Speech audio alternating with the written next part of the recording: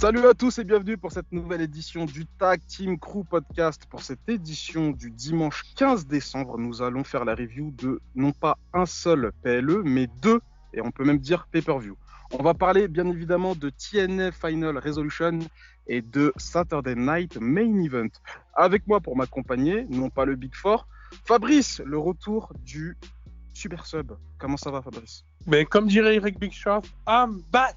Enfin, je suis de retour. Merci beaucoup, Ross, du coup, pour cette invitation. Et oui, le Super Sub est là pour remplacer Kevin. Bizarrement, on parle de TNA, mais on voit pas Kevin. Il est où? Où est Kevin pour parler de TNA? Alors là, actuellement, il est en train de regarder Collision, donc le replay chez lui.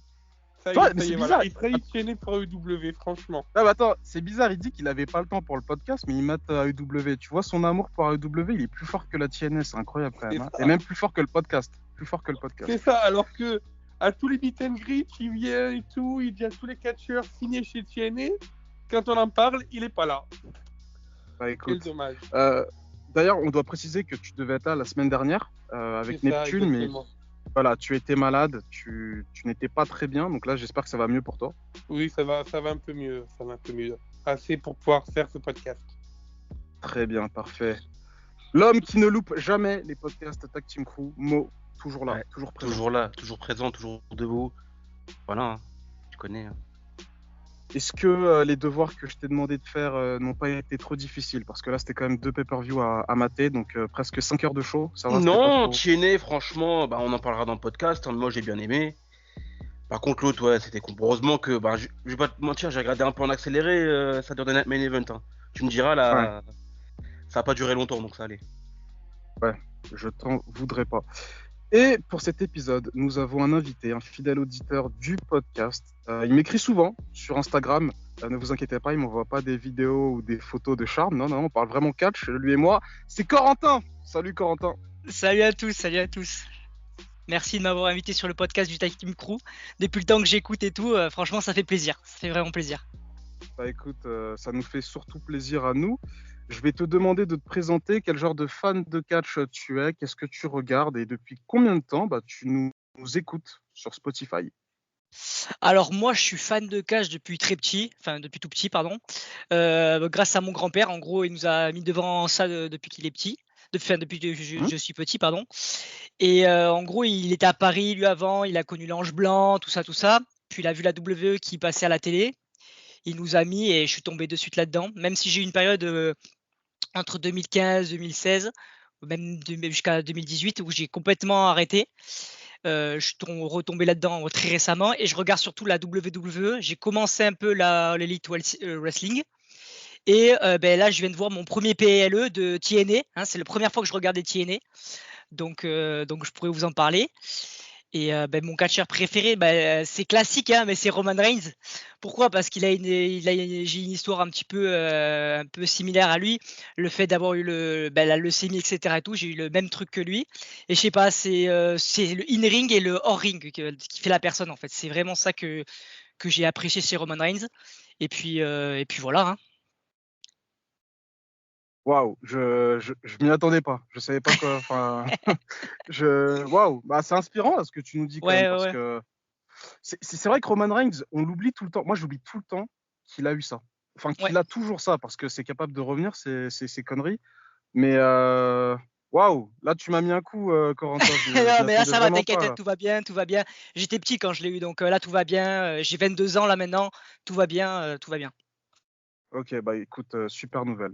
Et c'est motivant aussi pour peut-être d'autres personnes qui ont d'autres maladies qui nous écoutent. Enfin voilà, gardez la force, soyez toujours motivés. Tout à fait. C'est ce que je dis. Exactement. On va commencer la review, non pas avec TNM, mais on va commencer avec Saturday Night Main Event. Fabrice, est-ce que tu veux commencer avec l'opener? L'opener, oui. Alors, Drew McIntyre, du coup, qui a affronté Sami Zayn. Un bon match, globalement, mais un match que j'ai trouvé relativement court. Après, voilà, c'était à l'image de ce qu'on attendait. Un Drew McIntyre assez violent, qui avait soif de vengeance par rapport justement aux trahisons qu'il estime avoir vécues. Et donc voilà, non, C'est un bon match, mais un match qu'on aurait pu voir en weekly, j'ai l'impression. Ça aurait été un main event de weekly, j'aurais eu la même impression. Corentin, ton avis sur ce opener? Ben, je comprends pas pourquoi Drew McIntyre s'en prend à Sami Zayn, perso. Déjà pour ça. Et franchement, un match banal. Franchement, j'ai pas eu de. Je l'ai regardé un petit peu de loin. Je me suis pas non plus. Ça m'a pas transcendé. Mais le fait qu'ils s'en prennent, je sais pas, à l'original Bloodline, je comprends pas trop. Alors que de base, ils s'en prenaient à CM Punk, je comprends pas. Ben, Je sais pas ce qui est cassé. pour répondre à ta question, il s'attaque justement aux membres de la Original Bloodline par rapport toujours à ce même problème, qui est qu'il a une grosse haine contre ce qui s'est passé à Clash at the Castle, ce fameux titre qui lui a été volé. Et donc, mais du coup, pour se venger, il s'attaque toujours aux membres de la Bloodline. Et là où c'était calmé quand la Bloodline s'était séparée, le fait qu'elle soit remise en place là pour les Survivor Series, ça lui a donné encore plus une envie de vengeance. D'accord, ok, je comprends un peu mieux là, ok. Mais ouais, franchement, un match passable. En tout cas, je retiens que Fabrice prononce Bloodline au lieu de Bloodline. Mo, ton avis sur cet opener? Impassable, hein, j'ai envie de dire. C'était du calibre weekly. Hein. Je vais pas te mentir, si tu me mettais ça en weekly, en main event, comme a dit Fabrice, j'aurais dit ouais, voilà, c'était passable. C'était un match qui se regarde. Après, ouais, on a Roman Reigns, j'allais dire. Drew McIntyre, un peu le chasseur de la Original Bloodline. Il va s'en prendre à tous les membres de la Bloodline jusqu'à arriver à un moment à Roman Reigns, je pense. Tous ceux, en tout cas, à tous ceux qui l'ont coûté le titre à Cardiff il y a 2 ans. Mais non, ça se regarde. Après, victoire logique de Roman Reigns. Sami Zayn, franchement, son booking là, depuis qu'il est revenu dans l'Original Bloodline, putain. Avant, quand tu regardes en 2023, le mec était sur le toit du monde, main eventé WrestleMania, enfin la nuit 1 de WrestleMania. Il commençait vraiment à prendre son envol. On avait eu l'Elimination Chamber et tout. Et là, il revient. J'ai l'impression en fait, c'est un pas en arrière pour Sami Zayn, tout ça. Vraiment, il commençait à prendre et tout. Et là, c'est vraiment un pas en arrière. Mais bon, je pense que d'ici WrestleMania 41, je pense qu'à WrestleMania 41, on va avoir un bon Kevin Owens, Sami Zayn. Parce que Kevin Owens aussi est sur les traces de tous ceux qui ont rejoint à nouveau l'Original Bloodline. Donc, j'espère que ça sera ça. Totalement. Bah écoutez, moi je vous rejoins sur cet opener, c'était du calibre weekly. Moi j'ai eu la bonne idée de regarder ça en live, sauf qu'effectivement, vu que ça a été diffusé sur NBC, bah du coup il y a plein de pubs, mais franchement c'était blindé, hein, c'était insupportable. Ça faisait longtemps que j'avais pas eu cette sensation, donc c'était assez détestable et bah j'ai pas trop de souvenirs, hormis le finisher move de Drew McIntyre qui est assez furtif. Il était bien placé, donc j'ai bien aimé ça. On n'a pas parlé aussi du package, enfin, c'est pas le packaging, mais l'habillage un peu rétro, étant donné que voilà, c'est un ancien event de la WWE. Bon, ils n'ont pas fait des caisses, mais voilà, je peux noter notamment l'entrée avec les barrières métalliques Ouais. très proches du public. Voilà, c'était cool ça. D'ailleurs, Gunther, je sais pas si vous avez vu la manière comment il est rentré, on en reparlera plus tard, mais j'ai bien aimé. Il évitait les mains des fans. Tu vois, Ouais. il veut pas se mêler à la population, c'était assez cool. Donc du coup, voilà, opener oubliable. On va passer à la suite avec le match Io Sky contre Liv Morgan pour le titre World Heavyweight. On va commencer avec Fabrice. Aïe, aïe, petite déception ce match. Petite déception. Io Sky a fait son match, mais malheureusement, la fin, là, les 2-3 dernières minutes remplies de botches des deux côtés. Et bon, Liv qui gagne, ok, on pouvait s'y attendre. Rhea Ripley qui vient la challenger, encore, Oh, toujours. Encore. Vous oh voyez là là. ce même de GTA, Here we go Oui. again. Mm. Eh bien là, c'est C'est exactement clairement ça. C'est exactement ça. Et on va reparler parce que j'ai eu cette même impression du côté de TNA aussi. Mais ça, on y reviendra un peu plus en détail pour cette personne en particulier. Mais là, clairement, dès que j'ai vu Liv gagner, que j'ai entendu la musique de Rhea Ripley, je fais bon, ben c'est reparti. 6 mois de Rhea Ripley contre Liv Morgan. Tout simplement. Et oui, comme je dis, le match n'était pas mauvais, mais les botches à la fin, ça a tout gâché. Non, ouais, vraiment, déception. Corentin, Ben moi, écoute, c'est classique, je trouve. Moi, Io Sky, j'ai du mal parce que je trouve que presque tous les matchs qu'elle fait, depuis que j'ai vu là, depuis les Survivor, elle a pas fait de beaucoup depuis les Survivor Series, etc. Mais non, pas les War Games, pardon, les War Games. Elle a botch, etc. Enfin, je sais pas, elle a du potentiel, mais je trouve qu'elle fait beaucoup de botch. J'ai l'impression, personnellement. ces derniers temps, oui. Et donc ça m'a un peu sorti du match vers la fin, mais c'était pas un match horrible. J'ai trouvé ça mieux que Drew McIntyre et Sami Zayn, par exemple. Ok. Voilà.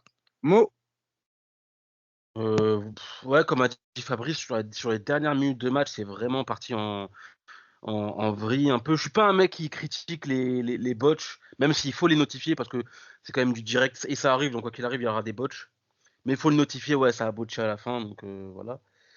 Victoire de Liv Morgan, tout ça pour repartir sur un énième Liv contre Rhea Ripley. On n'en peut plus, voilà, il faut le dire.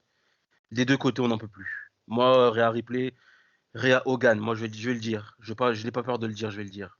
J'en ai marre de Rhea Ripley, vraiment, j'en peux plus. Elle vient. Franchement, s'il lui donne. Parce qu'il y a des gens qui disent que Rhea Ripley pourrait gagner. Franchement, s'il lui donne le Royal Rumble à Rhea Ripley, j'allais dire j'arrête de regarder la WWE, non, mais. Parce que je m'en fous du catch féminin à la WWE pour l'instant. Mais. Ouais, non, c'est déprimant. Franchement, je suis blasé. attends, le catch féminin, même à NXT, tu t'en fous? Pardon à NXT, ouais. Non, j'ai dit à la VVE, mais je me suis mal exprimé. Parce que là, on commence à avoir une mid-card avec les titres les deuxièmes titres qui arrivent. Donc là, ça peut être intéressant. À NXT. Mais en tout cas, je veux dire, tout ce qui est Liv Morgan, Rhea Ripley, Raquel Gonzalez, là. Ouais. Io Sky, j'aime bien.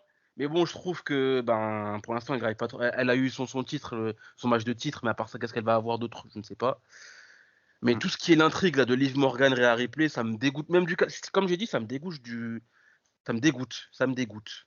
Ouais. Bah, on a... C'est surtout le problème que sur le haut de la carte, on tourne en rond dans les deux brands, en fait. C'est ça en Oui. fait. Tiffany Nia Jax, ça fait des mois qu'elles sont en je te cherche, je vais te trahir, je vais cacher, etc. Et de l'autre Mm. côté, on a Liv Morgan, Rhea Ripley depuis 9 mois. Il n'y a pas Même que voire ça. plus. Il y a pas que ça. Il y a aussi Damien Priest et Finn Balor. Ouais, Faut C'est Damien, ça, ouais, oui. ouais, la Damien Chaveste Priest, un Finn peu, Balor purée de aussi, pommes de ouais. terre. C'est pas possible. Laisse-le tranquille là, au bout d'un moment. Je Ouais. sais pas. Bah, super transition parce que c'est le match suivant. Donc, Finn Balor contre Damien Priest et Gunther. Bah, vas-y, Corentin, je te sens chaud là. Ce match, il m'a énervé. Il m'a énervé parce que j'en ai marre en fait de voir toujours Finn Balor accroché à Damien Priest. Je comprends pas pourquoi. Genre, c'est bon, tu t'es fait massacrer plusieurs fois, etc. et tout. Au bout d'un moment, fais ton histoire de ton côté. Occupe-toi déjà de ton équipe parce que franchement, je trouve que là, ils sont vraiment pas terribles. Comment il s'appelle déjà ce groupe-là? Judgment Day. Le Judgment Judgment Day. Day, c'est pas terrible en ce moment. En plus, pour parler de ça, Dominic Mysterio fuit le Judgment Day. T'as rien à faire là-dedans, c'est affreux. Et il te tire, moi je trouve qu'il le tire vers le bas. Mais ça, c'est une parenthèse. Mais ouais, non, franchement, le match est sympa parce que Gunther, quand même, était là avec Damien Priest, était là pour faire des beaux spots. J'ai trouvé ça sympa.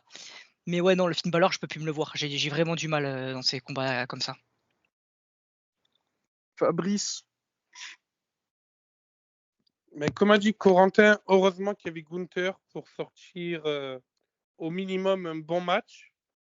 Voilà, on sait que Gunther, Damien Priest, ben, généralement, il y a une bonne chimistrie entre les deux.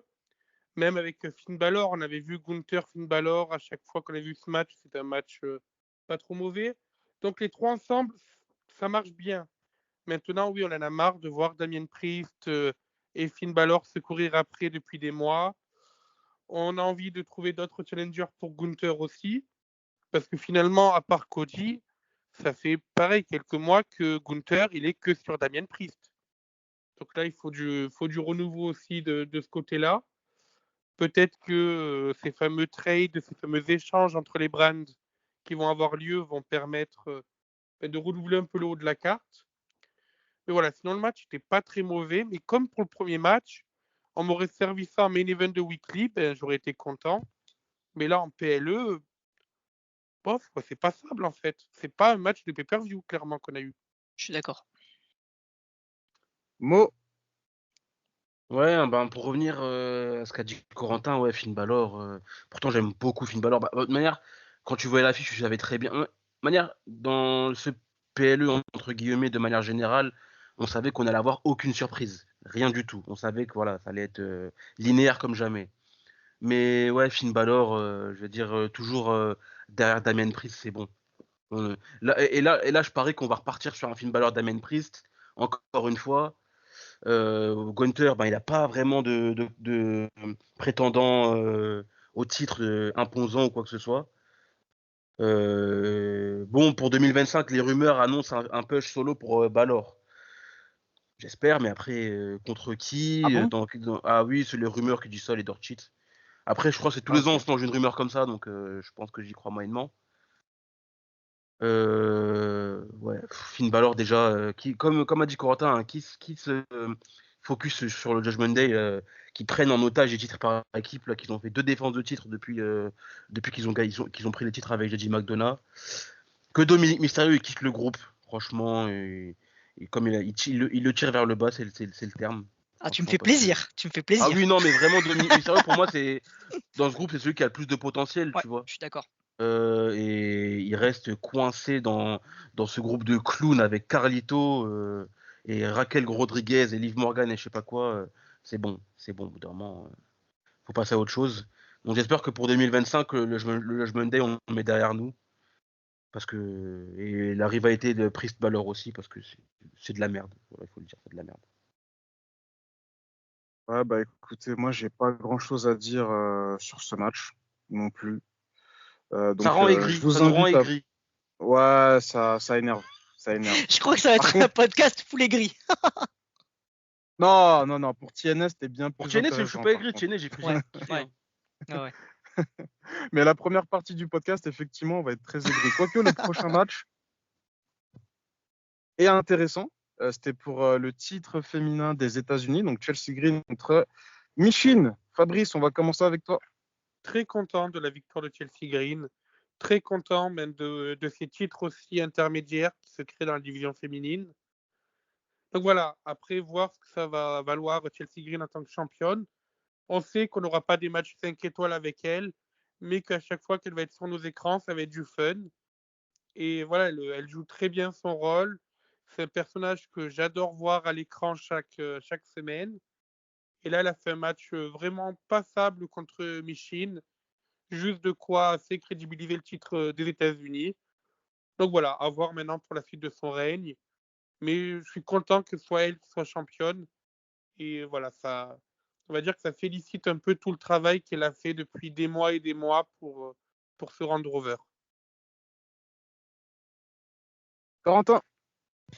Ben moi, je pense pareil que Fabrice. Franchement, je suis très content que ce soit Chelsea Green. Au bout d'un moment, elle le mérite, hein, depuis le temps qu'elle fait un peu le tour, etc. des weekly. Moi, je trouve que franchement, je suis très content. Elle joue bien son personnage. Le fait vu que la rampe d'entrée était vraiment serrée.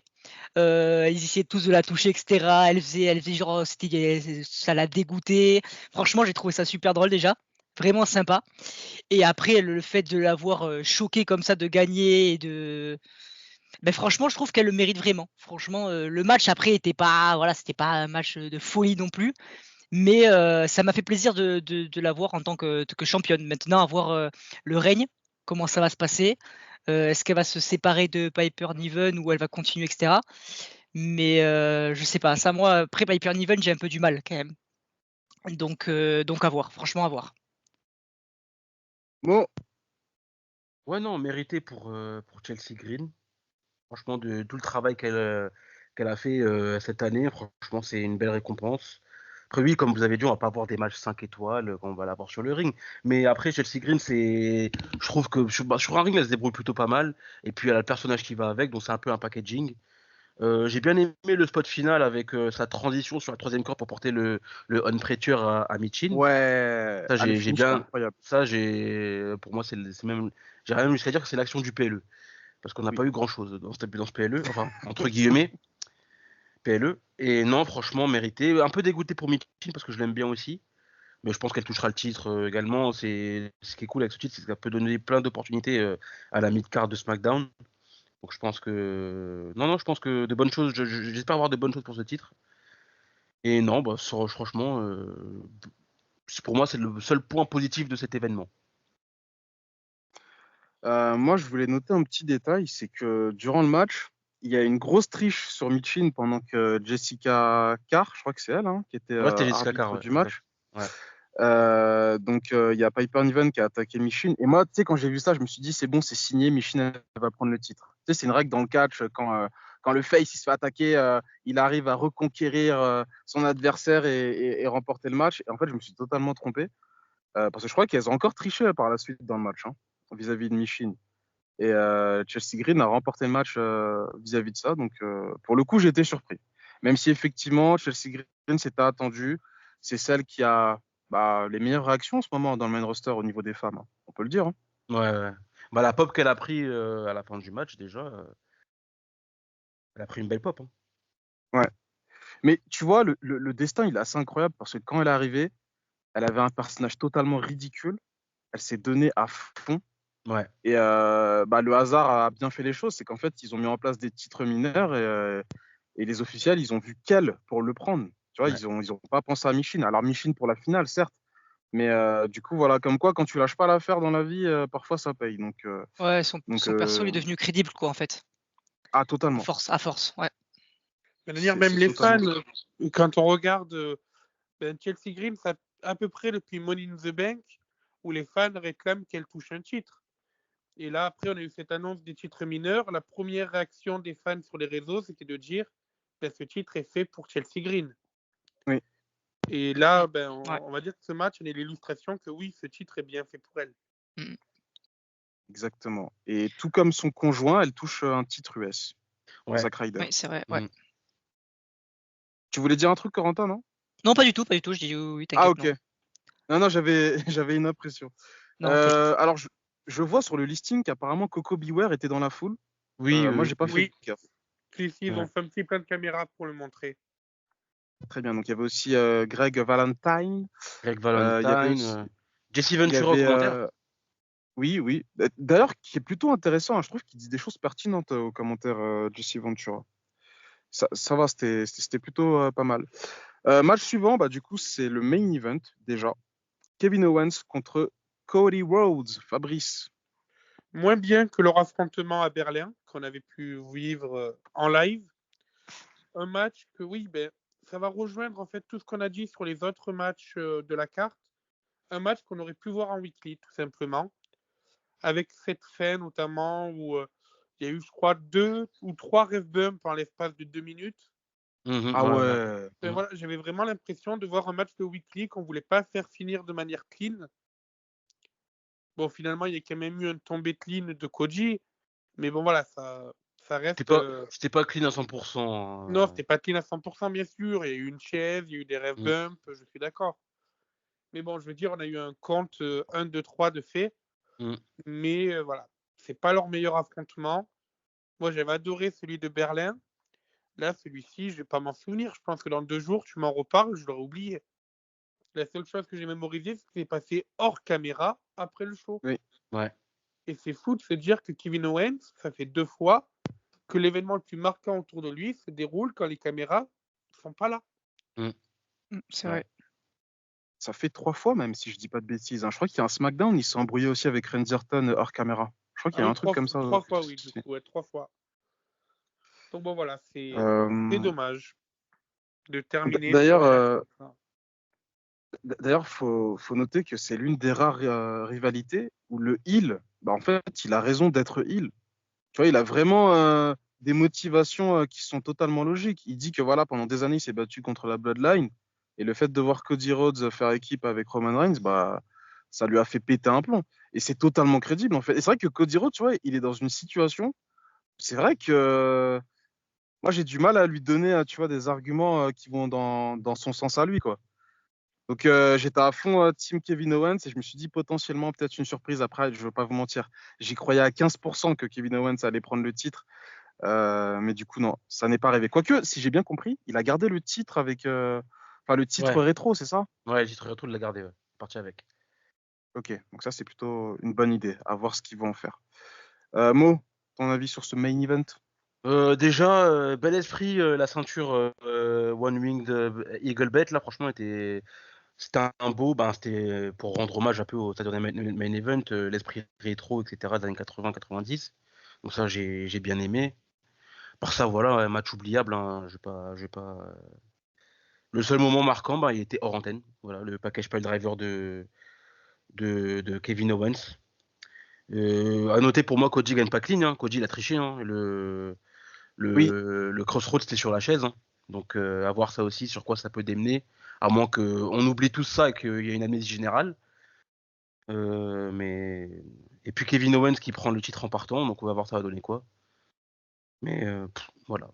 Alors, Voilà sur un je match du pense match, pas match, qu'il y match. aura une amnésie générale, mais je pense que par contre, ils vont éloigner les deux là avec les. Ouais, je pense, Je ouais, pense ouais, qu'à mon bah avis, que oui, vu Kevin qu'il y aura Owens, les il va être échanges et side. tout. Mm. À moins que Kevin Owens, bah, parce que c'est quoi l'échange là, ça avait envoyé Cody Rhodes à Raw, c'est ça? Oui, voilà, c'est soit on envoie Cody Rhodes à Raw, soit on envoie Je pense Kevin Owens que à Raw, Kevin mais Owens les il deux va, vont je être pense que éloignés. Kevin Owens il va suivre. Je pense que Kevin Owens va suivre et mais que son attention au bout d'un moment va se détourner de Cody Rhodes vers une autre personne à Raw, qui est Sami Zayn. Ça c'est ma théorie. Mais encore. non, oui je pense, on y arrive. Hein. C'est gros comme une maison. Hein. Vu que Kevin Owens il veut un peu s'en prendre à toute l'OG Bloodline, Oui, oui, c'est on y vrai, c'est arrive. vrai. C'est gros comme une maison. On va se manger un Sami Zayn, Kevin Owens et je pense que ce sera à Mania 41. Mania 41, Il y a putain, encore moyen, il y un a an moyen. de programme là? Ah, Un an et 3 mois de programme? un an? Mania 41, Ah c'est non, en qu'est-ce que je avril, mec. raconte? Non, oui, oui, non, non, non, oui, non, excuse-moi, excuse-moi. Non, non, Bon, dans ma tête, c'était le 40e l'année Non, non, non, prochaine, non, non, Mania oui. 41, c'est celui que tu vas faire toi à Vegas dans quelques mois, Ron. Oui, oui, c'est vrai, c'est vrai, c'est vrai, je confondais, je confondais. hmm. Mais du C'est coup, dans 4 mois, bon, hein, ça va. donc Ouais, ouais. Mais en fait, le truc, c'est que Owens, Sami 5 Zayn, mois, putain, on l'a pardon. déjà vu, quoi. On l'a déjà vu, Ouais, c'est. mais tu Oh. connais, voilà, c'est gros comme on y arrive, c'est gros comme une maison, hein, je pense. Aïe, aïe, aïe, aïe, aïe.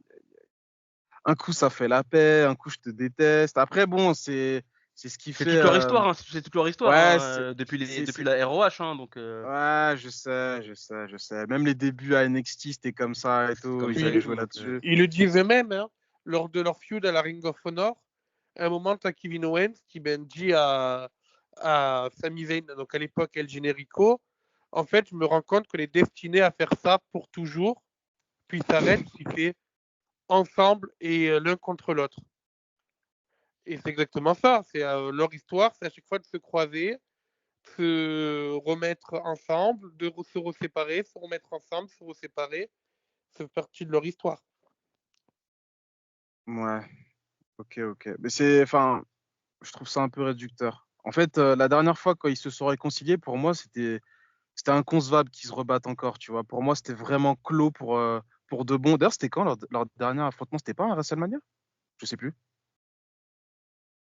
je sais plus non Non, plus. je crois C'est qu'ils sûr.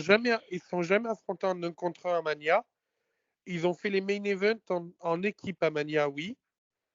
Ah si, pardon, ils sont affrontés en un contre un à Mania, mais avec un arbitre spécial.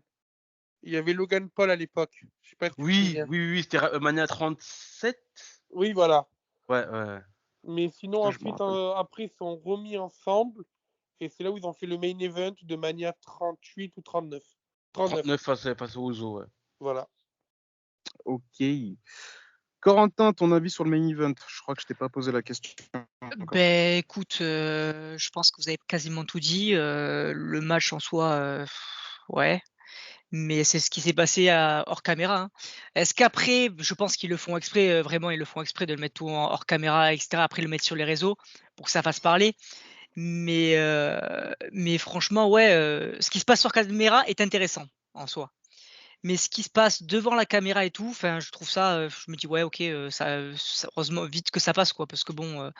Je vois pas vraiment l'intérêt de suivre la rivalité actuelle, en fait. Elle m'intéresse pas plus que ça. Franchement, c'est pas celle qui m'intéresse le plus. Donc à voir ce qui va se passer par la suite. Mais bon, j'attends vraiment rien de spécial de ça, quoi. Ouais. Avant de passer au pay-per-view TNA, petit bilan, ça fait quand même 2 pay-per-view où moi je me fais chier. J'en avais parlé pour Survivor Series. Et là, c'est très inquiétant, quoi. Le format 5 matchs avec des storylines qui sont pas si intéressantes que ça, franchement, ça commence vraiment à me saouler. Là, la WWE. Après, moi, je leur fais confiance pour le passage sur Netflix. Je pense qu'ils vont vraiment tout miser là-dessus. Mais cette fin d'année, elle est vraiment pauvre en rebondissement. Je sais pas ce que vous en pensez.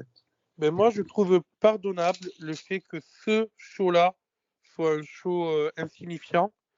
Ça me rappelle un peu ce qu'ils faisaient à l'époque avec Tribute to the Troops, où c'est un show voilà, qui est pour la télé. On va mettre des matchs qui suivent les storylines, mais sans plus, sans builder plus. Donc voilà, ce show-là, je trouve ça pardonnable. Après, c'est vrai que oui, si on regarde là, les 3-4 derniers PLE de la VVE, on n'a vraiment rien retenu de fou. Et c'est un peu dommage. Mais voilà, je vais vraiment insister sur le fait que je trouve ça pardonnable pour ce show-là, qui n'est pas vraiment un PLE, qui est juste pour ramener de la nostalgie. Donc voilà, je peux le comprendre pour ce show-là. Et puis aussi ramener des audiences et un peu de thunes, je pense. Ouais. Parce que voilà, c'est. Beaucoup d'audience Pour et moi. beaucoup Ah de oui. thunes. Ah oui, c'est un contrat commercial là. En fait, moi, je vais vous dire un truc. Moi, je vois plus cette magie que j'avais quand j'étais fan de catch 2007, 2008, 2009. Je vois des contrats. C'est-à-dire que voilà, il y a un contrat à honorer dans telle ville, on va y aller. On fait les audiences et ensuite on se produit dans une autre ville. Après, le catch, c'est comme ça que ça fonctionne. Mais là, je vois surtout ça chez WWE. Mm. Ça a toujours été comme ça, mais là, ça se voit à mort. Et je trouve que, ouais, après, je sais pas, est-ce que Triple H, il est fier des shows qu'il produit en ce moment? Si je lui pose la question, je pense qu'il me dirait oui. Mais je suis désolé, Triple H, on en a parlé lors du podcast XL. C'est très moyen, quoi. Ah non, Triple H, ouais, vraiment. Mais là, les gens commencent vraiment à ouvrir les yeux sur le fait que Triple H au booking, voilà quoi. Ben, le fait qu'il veut faire des stories ultra longues, etc., ben ça, au bout d'un moment, ça devient redondant, quoi. Exactement. Quasiment toutes les histoires, elles durent depuis déjà pas mal de temps et on commence tous à se lasser. Franchement, Damien Priest, Finn Balor, Rhea Ripley, comment elle s'appelle? Liv Morgan. Liv Liv Morgan. Morgan, tout ça, on en a marre au bout d'un moment. Franchement, mais donnez des nouveaux trucs, mettez de nouvelles rivalités, mettez, je sais pas, des nouvelles personnes s'il faut. Je sais pas, mais faites quelque chose de plus sympa. Faites-nous, donnez-nous envie de regarder les weekly, parce que je les passe comme ça les weekly. Je zappe, etc. Je regarde même plus les entrées presque, etc. Je veux juste suivre l'histoire et de loin. Donc Mm. franchement, je suis un peu triste. En ce moment, la WWE me rend triste. C'est un peu ça, quoi. Et encore, Corentin, t'es pas au bout de tes peines. Parce que d'ici 2 semaines, les 2 shows passent à 3 heures. Et ouais. Ouais. Voilà. Donc là, tu te plaignais qu'il y ait des storylines longues et qu'on voit toujours la même chose. Mais avec 2 heures de show, on pouvait éloigner pendant quelques temps certaines personnes. Là, sur des shows de 3 heures, on va se taper la même chose pendant 6 mois, chaque semaine. Et voilà les pubs aussi. Voilà les pubs. Et Parce les que pubs. ça, ils vont pas gêner. Et comme dirait Ross, voilà l'argent du contrat TV. Exactement. Après Netflix, je me pose encore des questions s'ils vont diffuser des publicités. Je pense qu'on n'aura pas de pub durant les matchs. Et ça, c'est top. Ouais, ça serait une bonne nouvelle. Ça, je pense que ça va vraiment nous changer. Et on va. Tu vois, le format qu'il y a EW, de ne pas mettre de pub durant les matchs. Enfin, si, ils en ont pour la TV américaine, mais sur Fight TV, donc la version qu'on regarde, il n'y a pas de pub durant les matchs. Et à mon avis, on aura à peu près pareil avec Netflix. Ouais, j'espère. Je voulais rebondir aussi sur un détail qui m'a déçu et qui reflète le booking de Triple H. C'est tout le teasing sur l'adversaire de Carmelo Hayes. Je sais pas si vous avez vu ça. Ah oui, On lui avait oui. annoncé Une nouvelle superstar. une nouvelle superstar. Et en fait, c'est Braun Strowman. Et qui fait Franchement, squasher en 90 secondes, je crois. ouais, c'est ça. C'est abusé. Franchement, c'est Ouais. abusé. Ah ouais, C'est ça une enlève honte. la hype de Carmelo Hayes. Hein. C'est une honte. C'est honteux. C'est n'importe quoi. Quand j'ai vu ça, j'ai fait oh, putain, ils ont pas osé quand même. Parce que les gens, ils s'attendaient à Penta, des trucs comme ça. Et Ah non, non, pas mais du c'est tout. pour ça qu'avec la WWE, il faut jamais se faire de gros espoirs comme ça. Hein. Non, Ouais. jamais. Jamais, jamais. Bah écoutez, on va faire la transition du côté de TNA, Final Resolution.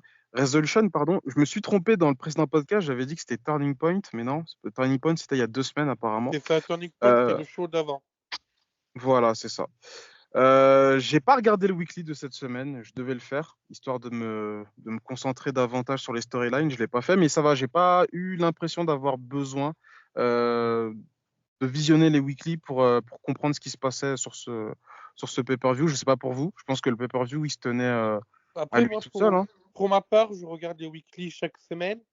Après, l'avantage de TNA, c'est que c'est des enregistrements, donc un peu ce que faisait NXT à l'époque. Mm. Entre deux pay-per-view, ils vont faire un set de entre 1 et 4 semaines qu'ils enregistrent d'un coup. Donc en fait, si tu as regardé le pay-per-view juste avant, il y a beaucoup de choses qui vont se suivre parce que voilà, on va juste pendant 4 semaines remettre de l'eau dans le moulin et redonner presque les mêmes feuds d'un PLE sur l'autre. Ok, d'accord. Bah écoute Fabrice, on va commencer avec toi avec l'opener, match X Division, Moose contre Kushida. Oui, ben alors une affiche, c'est un peu un dream match, hein, parce que voilà, Moose et Kushida, c'est deux catcheurs qui se sont qui sont beaucoup retrouvés éloignés, qui se sont rarement rencontrés. Je me demande même si c'est pas leur premier match entre les deux. Je vais essayer de vérifier ça en même temps. Non, si c'était déjà affronté, mais ils s'étaient déjà affrontés, mais sur un weekly. Donc c'est leur premier vrai match important entre les deux. Et globalement, le match était très cool. Voilà, voir Moose champion X-Division, ça change. Kushida dans la lutte pour le titre, bon, mais ça on s'y attend. Et non, voilà, le match est vraiment cool. Sûrement un des matchs de la soirée. Donc voilà, ça vaut le détour. Un match que je conseille fortement.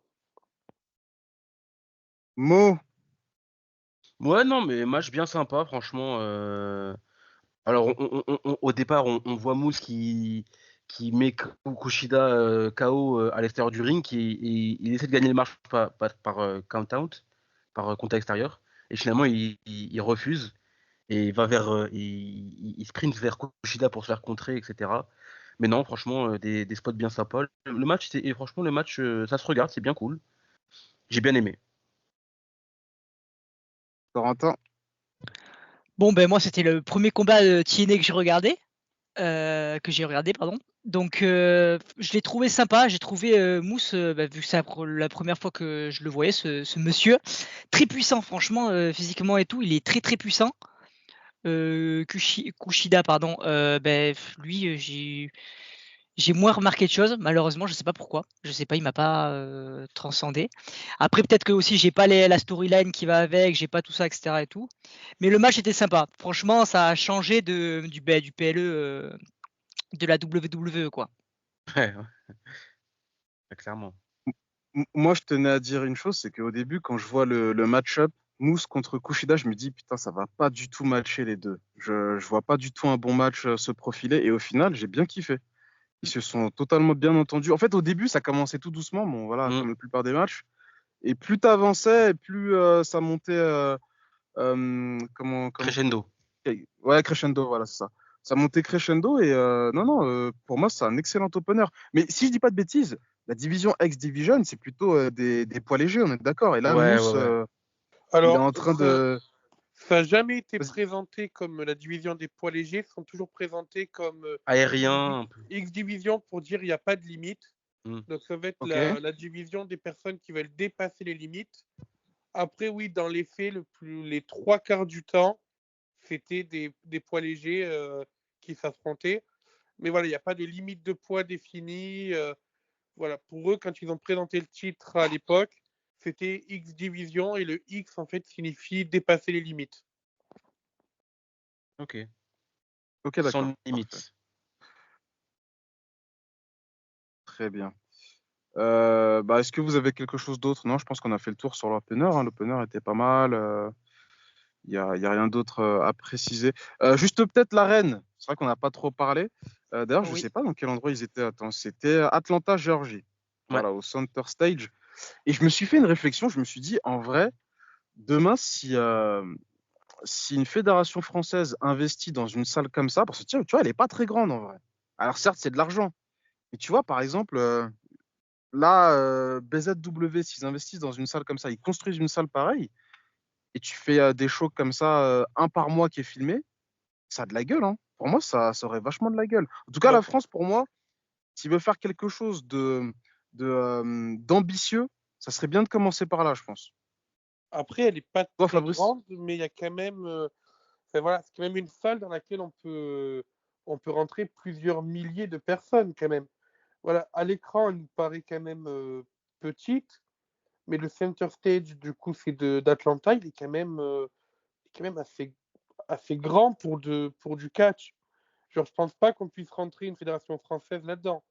On peut rentrer environ entre 1000 et 1200 personnes dans cette arène.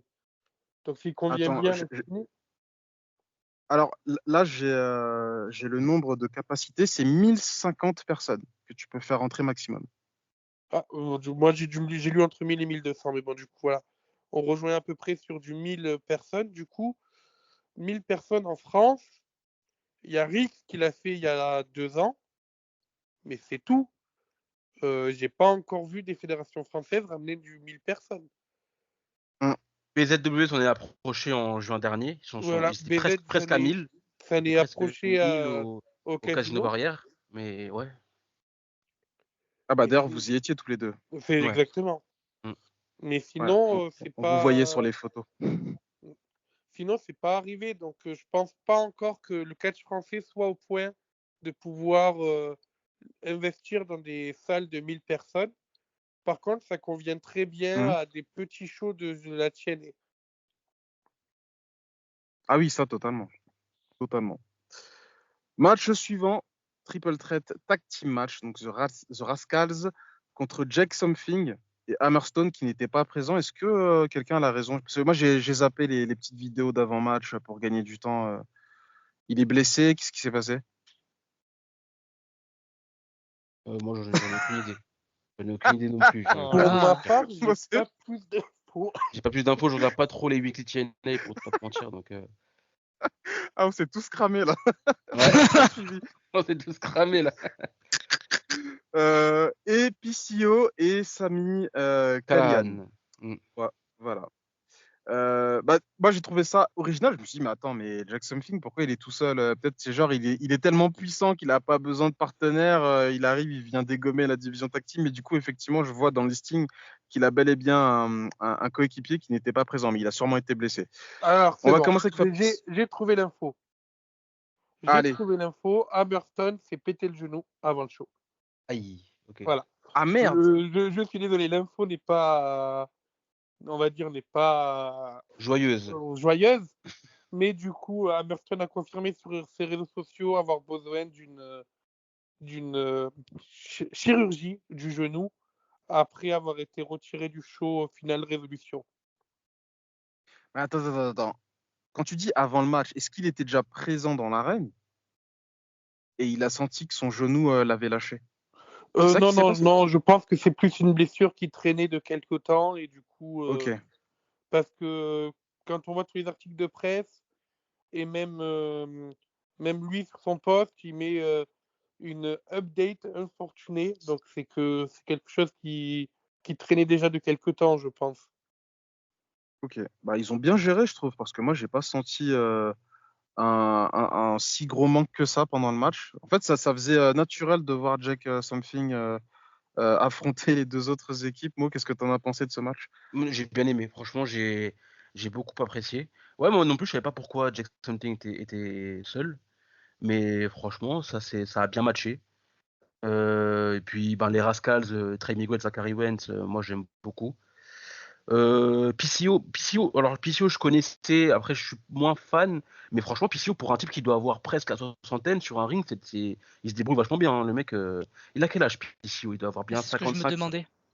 il doit bien avoir 55, 56 ans, on va regarder, Oui, mais il a plus de la cinquantaine, c'est sûr. Ah bah Ouais, il a 56 ans, bien vu. Ah, C'est voilà, tu vois, donc non, franchement, il se débrouille très bien. Et Sami Callihan, ben voilà, on le connaît depuis un petit bout de temps déjà, et on sait qu'il fait le taf sur un ring. Donc non, franchement, le match s'est très bien mis en place. Moi, j'ai bien apprécié. J'ai beaucoup apprécié le finish à la fin des Rascals. Voilà. Corentin, Eh ben moi, j'ai trouvé le match vraiment sympa. Ça m'a surpris que Jackson Fink soit tout seul. Ça m'a vraiment surpris, mais j'ai trouvé vraiment ça sympa. Je me suis dit, mais attends, parce que j'avais pas tout ça, enfin, je savais pas que son coéquipier s'était blessé. J'ai dit, attends, le mec il va les affronter tranquille, seul contre entre guillemets 4. J'ai dit, c'est bizarre. Mais franchement, je trouve il est puissant le mec. Franchement, je trouve qu'il a un beau personnage. Franchement, son personnage est sympa. Après, j'ai été surpris du coup aussi par PCO. Je me suis dit, et en fait, il m'a fait penser un peu à l'Undertaker, mais niveau physique. Dans le sens, il a un peu le même physique. J'ai l'impression que parfois, quand il se déplace, quand il tombe, etc., c'est l'Undertaker de TNA. J'ai l'impression. Après, franchement, ça m'a pas dérangé. J'ai eu quelques trucs qui me paraissaient bizarres avec lui, mais 2-3 fois, je me suis dit, ça fait penser vraiment à l'Undertaker, quoi. Mais sinon, après, dans l'ensemble, là, je me suis pas ennuyé. Franchement, je me suis pas ennuyé durant ce match. ouais, non, c'était. Bah, moi, j'ai trouvé ce match vraiment intéressant. Et pour revenir sur PCO, à chaque fois en début de match, moi, il m'inquiète. Je me dis, oulala, putain, il est un peu lent, ça va être un peu compliqué. Tu sens que, voilà, il y a la lourdeur de l'âge, ça se porte sur lui. Et au final, dans le match, il te fait des dingueries, il te fait des spots. Tu dis, mais putain, il les sort d'où, ce mec-là? Et pour écouter le podcast Les Antipodes de la lutte, donc podcast québécois, parce qu'il faut savoir il est québécois, PCO, il parle très bien Ouais. français. Pierre-Carl Roulet. Euh, Ils lui ont posé la question quand tu vas arrêter. Et en fait, ça l'énerve.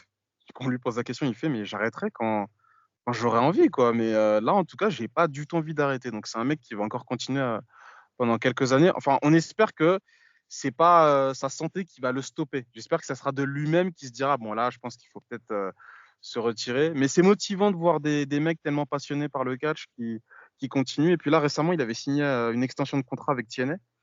Donc je crois qu'il est encore présent pour TNA pour un an. Donc voilà, c'est ce que je voulais dire. Et puis le match était assez intéressant. Et puis à la fin, oui, effectivement, on a eu un teasing avec le numéro 23. Oui, Je- oui, oui. Alors ça, je sais pas qui ça peut bien être. Non, ouais, on sait pas du Alors, tout que ça peut bien être, mais ça fait plusieurs fois qu'il interrompt ou que son clip passe après un match de Sami Callihan. il y a Steve Slam, donc Monsieur TNA. Alors, je sais qu'il n'aime pas qu'on l'appelle comme ça, mais voilà, c'est vraiment le fan TNA ultime en France. Enfin, sur Twitter, il avait dit, enfin, il avait donné une théorie, et j'ai totalement oublié le nom du lutteur à qui il pensait. Parce qu'en fait, il pense que ça serait un lutteur qui ferait son apparition le 23 janvier, si je dis pas de bêtises. Je crois qu'il y a un show qui est diffusé le 23 janvier pour la TNA. Je vais me faire corriger quoi qu'il arrive dans les commentaires, je suis désolé. Mais j'ai oublié le nom du catcheur. J'ai totalement zappé. Enfin bref, on verra plus tard. Mais du coup, ouais, c'est un teasing qui fait, ça fait quoi, 2 semaines à peu près que c'est mis en place. C'est ça, Donc ben depuis on Turning Point, verra, depuis le show juste après Turning Point. c'est ça. Bah, on verra ça. Ça va être les LeBron James. Match. LeBron James, ça, elle est pas mal, elle est pas mal. Je valide, je valide. Match suivant, Ace Austin contre Trent Seven. Ah oui, je voulais dire un truc aussi. Alors attention, c'est un petit trait d'humour. Il y a des catcheurs, ça fait longtemps que je les ai pas vus. Par exemple, Sami Callihan, qui était aussi du côté d'NXT, bah, il Mhm. était beaucoup plus mince. Et là, je le retrouve à la TNA. Putain, il a pris du poids, le bonhomme. Eh, la Ouais, ouais. cantine à la TNA, c'est quelque chose. Et là, le match suivant, il y a Trent Seven. Et lui aussi, j'ai l'impression que sa shape, il y a un problème là, non? Il a pris aussi un peu de poids. Moi, Je sais pas, nous, ça. avec Fabrice, on est habitué à le voir, donc. Oui, disons que c'est les frites du Nord, à mon avis, il doit bien les Ouais, aimer. ouais. C'est pour ça. C'est Comme la il est bien raclette, c'est la accueilli, raclette. il est bien accueilli dans le Nord quand tu viens, donc non, franchement, voilà, on va pas parler en Ok, mal de Trent Seven. ok, d'accord, ça marche. Bah vas-y, Fabrice, enchaîne sur le match. Ben, du coup, nous, ça nous a surpris de voir Trent Seven en heel, parce qu'on l'a vu travailler ces derniers temps en face du côté de BZW. J'avais suivi son turn sur son ancien partenaire Mike Bailey. Et donc voilà, là, le voir travailler en heel face à Ace Austin. Et Austin, que j'ai plus l'habitude, lui, à l'inverse, de le voir du côté méchant, qu'il a face sur ce coup-là. Donc voilà, ça change. Ace Austin a vraiment bien rendu hommage à son partenaire qui s'était blessé, Chris B. On l'a notamment vu faire son finish vers la fin du match. Il a enchaîné le finish qu'ils font par équipe, puis le finish de Chris B. Et après, il a fait The Fold pour terminer le match, donc c'est son finish à lui. Donc voilà, c'était un bon petit clin d'œil. Le match était globalement cool. Et puis voilà, c'était vraiment pour faire briller Austin et on va dire que ça fait le job. Je voulais noter que Ace Austin, je le connaissais pas du tout et j'ai eu un putain de coup de cœur. Le gars est excellentissime. C'est un truc de fou. Ouais. Comment ça se fait qu'il a toujours pas été signé du côté d'AEW ou WWE? Parce Il a que quel âge ce mec? avant, il avait beaucoup de botches. Il a commencé très tôt et en fait, ses premiers matchs, il voulait trop prendre de risques. Et donc, du coup, il a vite été caractérisé comme quelqu'un qui botchait beaucoup trop. Alors qu'en vrai, maintenant, ses matchs sont globalement clean. Ah non, non, le gars, il est excellent. Il a 27 ans. Donc, il a encore. Ça va, hein? Non, mais pour moi, ouais, s'il continue dans cette direction-là, moi, je lui vois un excellent avenir. Alors, WWE, je pense pas que ce soit une excellente idée. Peut-être NXT, tu vois, ils peuvent lui donner 2-3 trucs et tout. Mais dans le main roster, il va se perdre.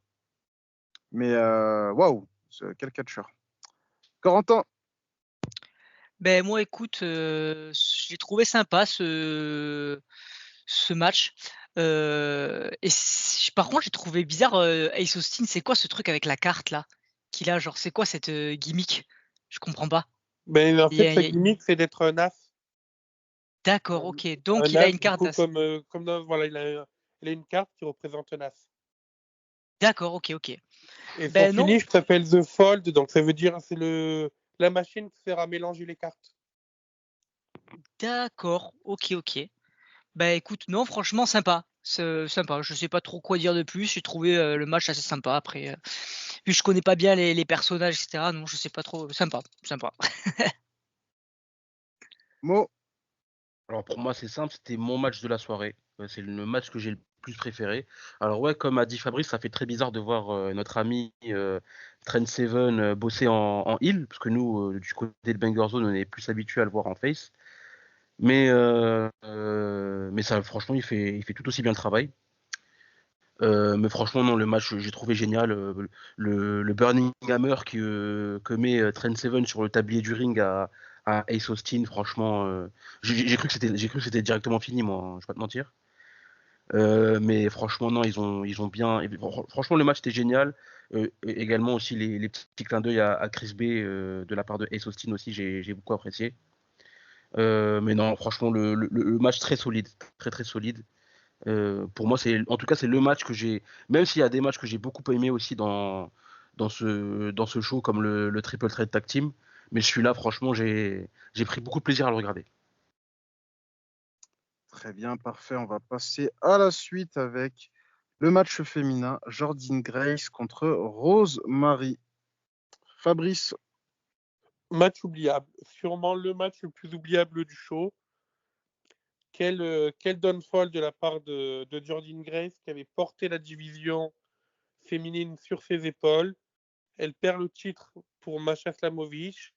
Et là, maintenant, elle se retrouve à réaffronter Rosemary, qui est une vétérane de la TNA.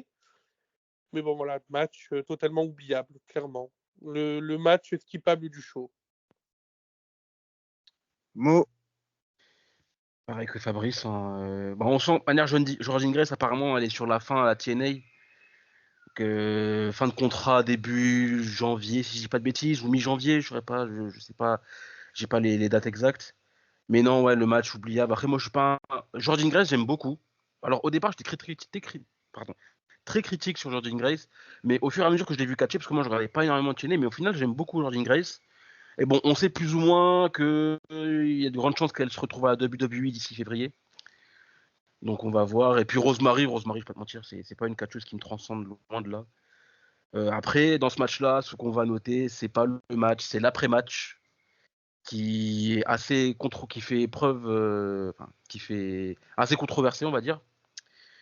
On va en parler de manière, je pense que c'est vraiment ça qui va faire débat dans notre revue de ce match-là. Mais est-ce que je peux le dire ou Roche, je te laisse le dire? Ouais, c'est vrai que Non, je n'en ai vas-y, pas tu peux. parlé. Ben, du coup, Tessa Blanchard qui fait son retour à la TNA depuis. Ça fait combien de temps qu'elle a quitté la TNA? C'est en 2020-2021 qu'elle a quitté?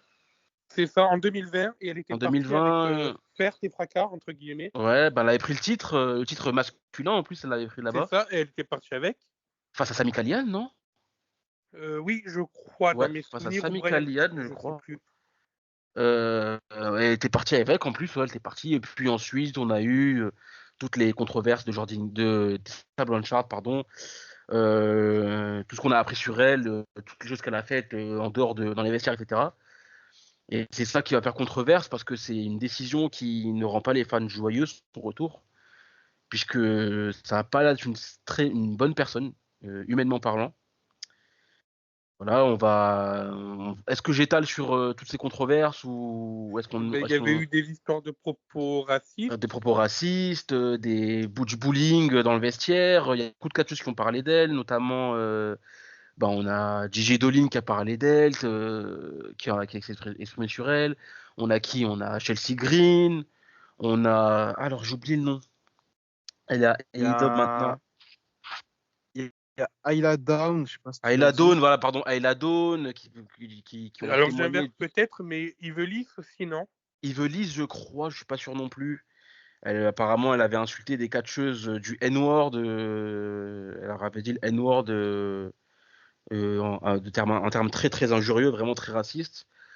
Alors, elle a toujours nié, donc nous, on n'est pas au courant des tenants et des aboutissants, elle a toujours nié, mais en tout cas, les témoignages envers elle sont loin d'être élogieux. Et donc, du coup, elle fait son retour à la TNA, ce qui rend pas les fans très joyeux, hein. Moi, j'ai vu les réactions sur Twitter. Il y a très peu de fans qui sont contents de son retour, parce on pensait vraiment qu'elle était blacklistée à vie du catch du côté des États-Unis. Finalement, alors, elle catchait beaucoup au Mexique, C'est si je dis pas ça, de elle était bêtises. partie s'exiler au CMLL. Elle SCMLL avait et notamment eu finalement, une belle feud avec Stéphanie Vaquer, ouais. que l'on connaît maintenant du côté de NXT. Mais donc voilà, Hmm. elle était C'est partie qui qui s'exiler au avait Mexique. comme ça là? Hmm. Je sais pas, j'ai entendu Stéphanie Vaquer. Je sais pas, j'aime bien. Vas-y, tu Doucement, hein. peux continuer, Fabrice. Tu peux continuer. Non, ouais, mais je rejoins quand même assez Mohamed. Je fais partie de ces fans qui sont pas forcément très Ouais. contents de son retour. Je sais qu'à l'inverse, Kevin, lui, a l'air d'être plutôt content. Après, bon, voilà, on sait que c'est une excellente catcheuse. Maintenant, moi, c'est tout ce qui se passe dans les vestiaires qui m'embête plus que ça. C'est ça, c'est ça. Et bon, après, ça va peut-être permettre d'avoir un gros dernier match pour Dorji Ingress, de la faire affronter à Alors, Genesis appa- Tessa Blanchard. apparemment, Jordan Grace n'est pas très ravi de bosser avec Tessa Blanchard non plus, hein. Bon, bah, si elle n'est pas très ravie, du coup, trouvons un autre adversaire pour Elle est Tessa. pas Hein. très, elle va le faire, mais après bon, Jordan Grace, je pense que Tessa Blanchard c'est la porte de sortie de Jordan Grace Oui, non, bien pour la sûr, oui. TNA, hein. Hum. C'est ça. Donc bon, voilà, un peu déçu. Vite fait, je vais citer Neptune qui a posté un tweet sur X. Il a dit profitons-en avant de passer à autre chose. Tessa Blanchard n'a rien à faire dans le catch, qu'elle aille se faire foutre et la TNA aussi au passage. Voilà, le message est passé. Donc oui, comme tu l'as dit, Mo, Tessa Blanchard, ça passe pas. Hein. Ça passe pas, ça passe pas. Alors il y a deux têtes, j'ai vu deux catcheurs célébrer son retour, c'est Moose qui apparemment est très ami avec elle et Mm. qui s'est mangé un gros clash pour ses tweets aussi et qui s'est pas gêné pour aller insulter des fans non plus. D'ailleurs, il a déjà une fan de retourner pleurer et de manger des burgers, si j'ai bien compris. Oui, parce que en fait, il y a une Parce que fan qui a. la fan l'a insulté de batteur de femme, wife beater, elle lui a dit. Voilà, c'est ça. Donc il a rétorqué. Et vu que sur son image de profil, on voit qu'elle est un peu en surpoids, Ouais. Mousse lui a dit retourne manger un burger. Et en fait, elle s'est sentie tellement vexée, elle a recité le tweet de Mousse. Elle a fait ah regardez, il insulte et tout. Ah mais tu l'as aussi attaqué. Donc tu vois, Mm. cette histoire c'est compliqué. Hein. C'est dans tous les sens, ça part en vrille. Et moi en fait j'ai un avis. Ouais, vas-y. C'est que est-ce que c'est un bon move en termes de business de la part de TNA? Bah, en fait, pour moi, totalement. C'est triste, hein, ce que je veux te dire, mais un bad buzz reste un buzz.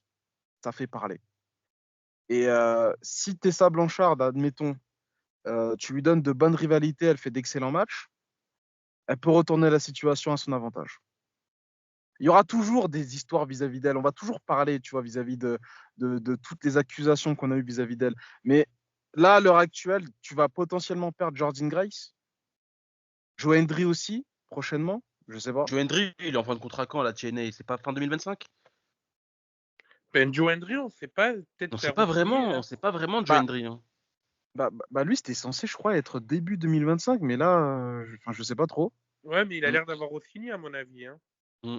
Ouais, mais du coup, ouais, écoutez, moi, je sais pas trop parce que on n'a pas les preuves, mais il y a tellement d'accusations vis-à-vis d'elle, il y a tellement de choses qu'on parlait sur sa gueule que ça peut pas être faux, tu vois, il y a forcément une part de vérité dans ça.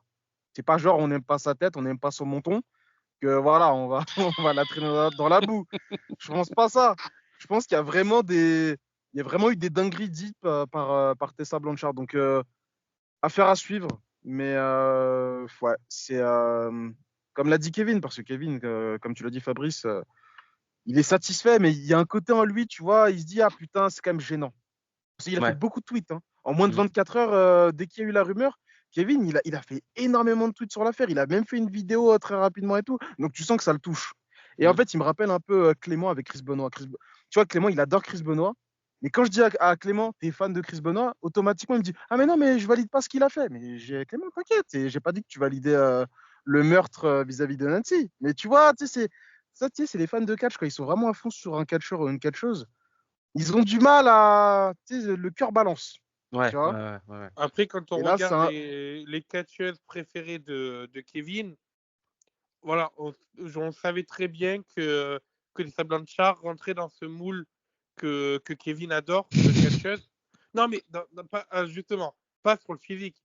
Dans le sens où Kevin, lui, il aime généralement les catcheuses physiquement assez fortes. Pas, je suis en train de oui, me crever. oui. Aux capacités physiques fortes. C'est Mhm. bon, c'est bon. C'est très bon, très bon. Voilà, donc un peu comme des Deonna Purrazzo, comme des Jordynne Grace et Tessa Blanchard, c'est cet archétype-là de catcheuse aussi. Donc on peut comprendre que c'est une catcheuse qu'il aime bien, en plus affiliée à TNA à l'époque. Donc voilà, ça se comprend. Après, oui, comme tu dis, il arrive aussi à se défaire de ce que lui, il aime voir dans le catch et des affaires qui est à côté.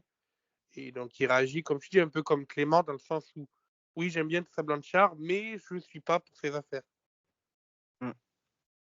Mais c'est paradoxal parce que c'est potentiellement une femme qui a insulté ta couleur de peau et t'es fan de. Après, tu vois, attention, je suis pas en train de faire un procès à Kevin, mais tu vois, c'est comme si demain un Afro-Américain, il est encore fan de Hulk Hogan, tu vois, j'ai un peu du mal avec ça. Enfin, juste, les gars, réveillez-vous, quoi. Donc, Après, si je peux rebondir vas-y, là-dessus, Corentin. j'ai l'impression Vas-y, qu'aux vas-y. États-Unis, ils oublient vite. Ils oublient très très très très vite. Et j'ai l'impression de ça en fait, surtout. Il y a pas mal de controverses dans plein de domaines, même hors catch, etc. et tout. Et j'ai l'impression que, entre guillemets, presque ils pardonnent, mais rapidement. Je ne sais pas si vous êtes d'accord avec moi, mais j'ai l'impression que ça, en fait, ça dure quelques semaines, etc. Ça fait parler, etc. et tout. Et après, on oublie. Par exemple, Hulk Hogan. C'est Hulk ça, Hogan, Hulk Hogan, c'est le parfait exemple. c'est ça. Il a des affaires au cul, et pourtant, à chaque fois, quand il revient, il a acclamé. C'est ça. Ouais, ouais, c'est vrai. Donc c'est pour ça que je me dis, franchement, les États-Unis, ils oublient vite, je pense. Ouais, c'est possible. Corentin, qu'est-ce que tu as pensé du match Jordynne Grace contre Rosemary? Je t'ai même Ben, pas je, posé la question. je me suis ennuyé, enfin, franchement, c'est comme vous. Hein, j'ai trouvé. Après, en tant que les gimmicks de chacune étaient assez intéressantes, mais sinon, le combat en soi, non. Juste après un peu la fin où du coup ça a bougé un peu, le fait que Jordan Grace se fasse tabasser, c'était elle, hein, Jordan Grace qui se fait tabasser. Ouais. Voilà, juste ça, c'était voilà, j'ai trouvé ça sympa. Mais sinon après en soi le combat pas ouf quoi. Voilà. Ok, ok. Je voulais juste te dire que Rosemary, moi, je l'avais seulement vue à NXT via le partenariat NXT TNA. Et là, ce qu'elle a montré, c'était plus intéressant, notamment un spear qui était vachement Oui. bien vendu. Le spear depuis l'extérieur vers le ring. Je voulais dire une phrase, mais là, tout le monde ne sera pas d'accord avec moi. C'est un gros unpopular opinion, mais je suis désolé. Edge, il m'a jamais donné cette sensation de puissance sur les spears. Tu vois, Rosemary, la manière Non, comme elle Edge, l'a non, porté, Edge, non, c'est pas une. En fait, Edge, le Spear est associé à lui parce que c'est sa prise sa prise à lui. C'est son finisher, donc tout le monde se rappelle de lui. Mais après, oui, son Spear était pas des plus puissants. Ouais, c'est vrai. ah oui, non, mais Edge, quand il fait les spears, moi, je suis désolé. Hein, enfin, bref. Bah, dans sa carrière, il y en avait quelques-uns qui étaient Voilà. Donc, du impressionnants, coup, mais c'est tout, quoi. Oui, voilà. C'est ça. Et encore, c'était par rapport au selling en face que Oui, c'est vrai. quand il faisait à Ziggler, par exemple, voilà, c'était impressionnant. Mais quand il Ouais, faisait à d'autres gars qui le vendaient pas bien, ben, c'était je suis oubliable. d'accord. Ouais, c'est vrai. donc, à noter que le match s'est terminé en no contest. Match suivant, Fatal 4-Way pour désigner le number one contender. Donc, Joe Hendry contre Josh Alexander, Mike Santana et Steve McLean. Fabrice. Un match très intéressant. Voilà. Pour moi, c'est le match de la soirée, ce match-là. Oui, pareil. Avec peut-être le main event aussi, on y reviendra un peu plus tard. Mais pour reprendre ce fameux mème de GTA, here we go again. Ça y est. Encore Joe Hendry Challenger. Ah, t'aimes bien Joe Hendry, toi, c'est pas J'aime c'est pas bien grand Joe chose. Hendry, oui. Même si à chaque fois qu'on l'appelle, il n'apparaît pas. Il apparaît pas, hein, il vient pas. Hein. C'est ça. Non, mais oui, je l'aime bien. Je suis d'accord. Mais bon, ça y est, on l'a déjà vu, Nick Nemeth contre Joe Hendry. J'ai pas envie de le revoir. Surtout que là, je suppose que quand on va le revoir, on va cette fois avoir la résolution de ce qui se passe avec John Bradshaw-Field, qu'on n'a pas vu sur ce show-là. Mais bon, le match était cool. J'adore les 4 catcheurs dans ce match, mais j'aurais aimé que la victoire se donne à quelqu'un d'autre. Et notamment, je pensais à Steve McLean, qui a une Ouais. belle construction en ce moment avec Eric Young. Même Max Santana, ça m'aurait bien plu de voir un Max Santana contre Nick Nemeth. On sait que Josh Alexander partait. Mais bon, voilà, Joe Hendry, on l'a déjà vu challenger. Mais sinon, globalement, match de la soirée. Santana, on est d'accord, c'était le mec qui faisait partie de la team LAX, c'est ça, hein? Et alors, Max Santana faisait partie de la LAX, mais version AEW. Donc, avec Ortiz, c'est ça. Ouais, c'est ça, ouais. Voilà, parce qu'il y avait une autre version de LAX du côté de TNA il y a des années, où c'était 2 autres catcheurs, c'était Homicide et Hernandez. Hernandez, ouais, à l'époque. Oui, ouais, voilà, c'est ça. Ouais. Voilà, mais bon, là, on parle de la nouvelle version de LAX, en effet. Et Steve McLean, c'était un ancien Forgotten Son à la WWE. Ouais. Et qui avait Avec aussi Eric fait... Young, ça? Non, c'était avec. Comment il s'appelle? J'ai son nom du côté de la TNA, mais pas la WWE, Gunner. Il y avait Gunner, il y avait un autre aussi. Oui. Tu sais, le dos bien tatoué, là. Attends, Forgotten Son NXT. Même c'est le mari de la défunte de la feu de Sarah Ouais, je Lee. crois, oui. Je crois. Ah, merde, c'est pas Buddy Murphy, c'est son pote, là. Wesley Blake. Wesley Blake, voilà, ouais. Voilà, c'est ça. Voilà, C'est exactement. ça. Et donc, du coup, Steve McLean faisait partie de ce clan-là.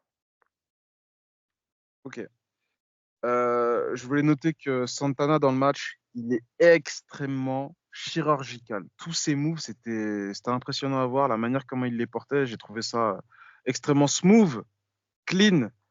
Euh, Aussi à noter que Josh Alexander, à un moment donné, il doit accrocher le bras de Mike Santana. Il m'a rappelé Jack Swagger à WrestleMania 26 avec la mallette Money in the Bank où il galère à la décrocher. Ah, c'était long. Hein. Ah, c'était très long. Alors, avec Corentin, nous, on avait une autre comparaison. Ouais. C'est Kevin Owens à Royal Rumble contre la Bloodline. Je crois que c'est les Usos qui devaient essayer de menotter Kevin Owens, qui devait se libérer avant le compte de GIF, et il n'y arrivait pas. Je ne sais pas si vous vous souvenez. Ah non, je me rappelle pas de ça. Quand il était affronté dans un last man standing, à un moment, il devait être menotté et il n'arrivait pas à enlever les menottes. Et donc, du coup, l'arbitre a dû arrêter le compte de 10. Ça, c'est gênant les moments comme ça. Ah, D'ailleurs, le c'est public a long. gueulé un truc, mais j'ai pas compris ce qu'ils avaient gueulé. Je sais pas.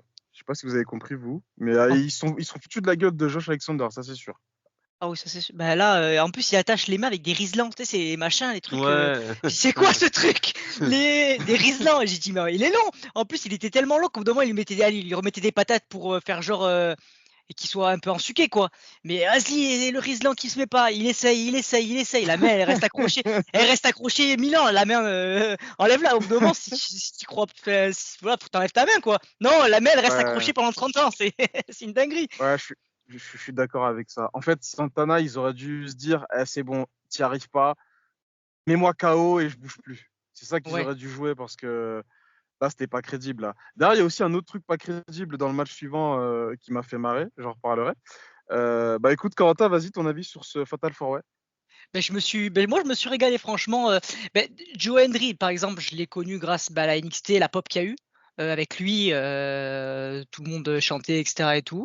J'ai trouvé le personnage intéressant, du coup, je me suis dit, on va voir un peu ce qu'il donne en vrai match chez lui, parce que c'est la TNA, il est à la TNA de base, lui. Donc ouais, franchement, un match intéressant. Les autres, je les connais, du coup, je les connaissais toujours pas. Mais vraiment sympa et tout. Il y avait une bonne alchimie dans le match, etc. et tout. Je me suis bien marré. Franchement, je me suis bien marré. Et non, franchement, c'est un de mes, peut-être mon match préféré avec l'autre qui suit après. Ok. Je sais pas si Mo t'a donné ton avis. Non, mais je suis dans. Franchement, je pense pareil que vous. Le match était très très bon. J'ai beaucoup aimé Santana non, Santana, ça, hein. J'ai Oui, beaucoup aimé Santana. Santana dans ce Oui, match-là. Mike Santana, oui. Mike Santana, j'ai beaucoup aimé. Même Steve McLean. Steve McLean, de manière, à chaque fois que je regarde un show de TNA, je suis très intéressé par son in-ring et tout. Et je trouve que voilà, Steve McLean, moi, je lui mettrais bien la ceinture TNA au bout d'un moment quand même. Je trouve que, ben, comme tu as dit avec Eric Young et tout ce qui se passe, c'est un peu l'intrigue autour de lui. Et je trouve que voilà, il a le charisme, il a ce qu'il faut pour être champion, je trouve. Il fait vraiment catcheur. J'ai toujours dit, Steve McLean, je trouve, voilà, il fait vraiment catcheur, tu vois. Et ben, Josh Alexander, bon, voilà, on sait qu'il est en fin de contrat en février, si je dis pas de bêtises. Et que Oui, c'est ça. il va devenir free agent, il l'a dit, donc ça y est, c'est bientôt la fin pour lui à TNA. Et puis, ben, Joe Hendry, voilà, moi, je me suis jamais caché, j'ai jamais été un grand fan de Joe Hendry, donc, et du coup, il va affronter à Genesis, c'est ça?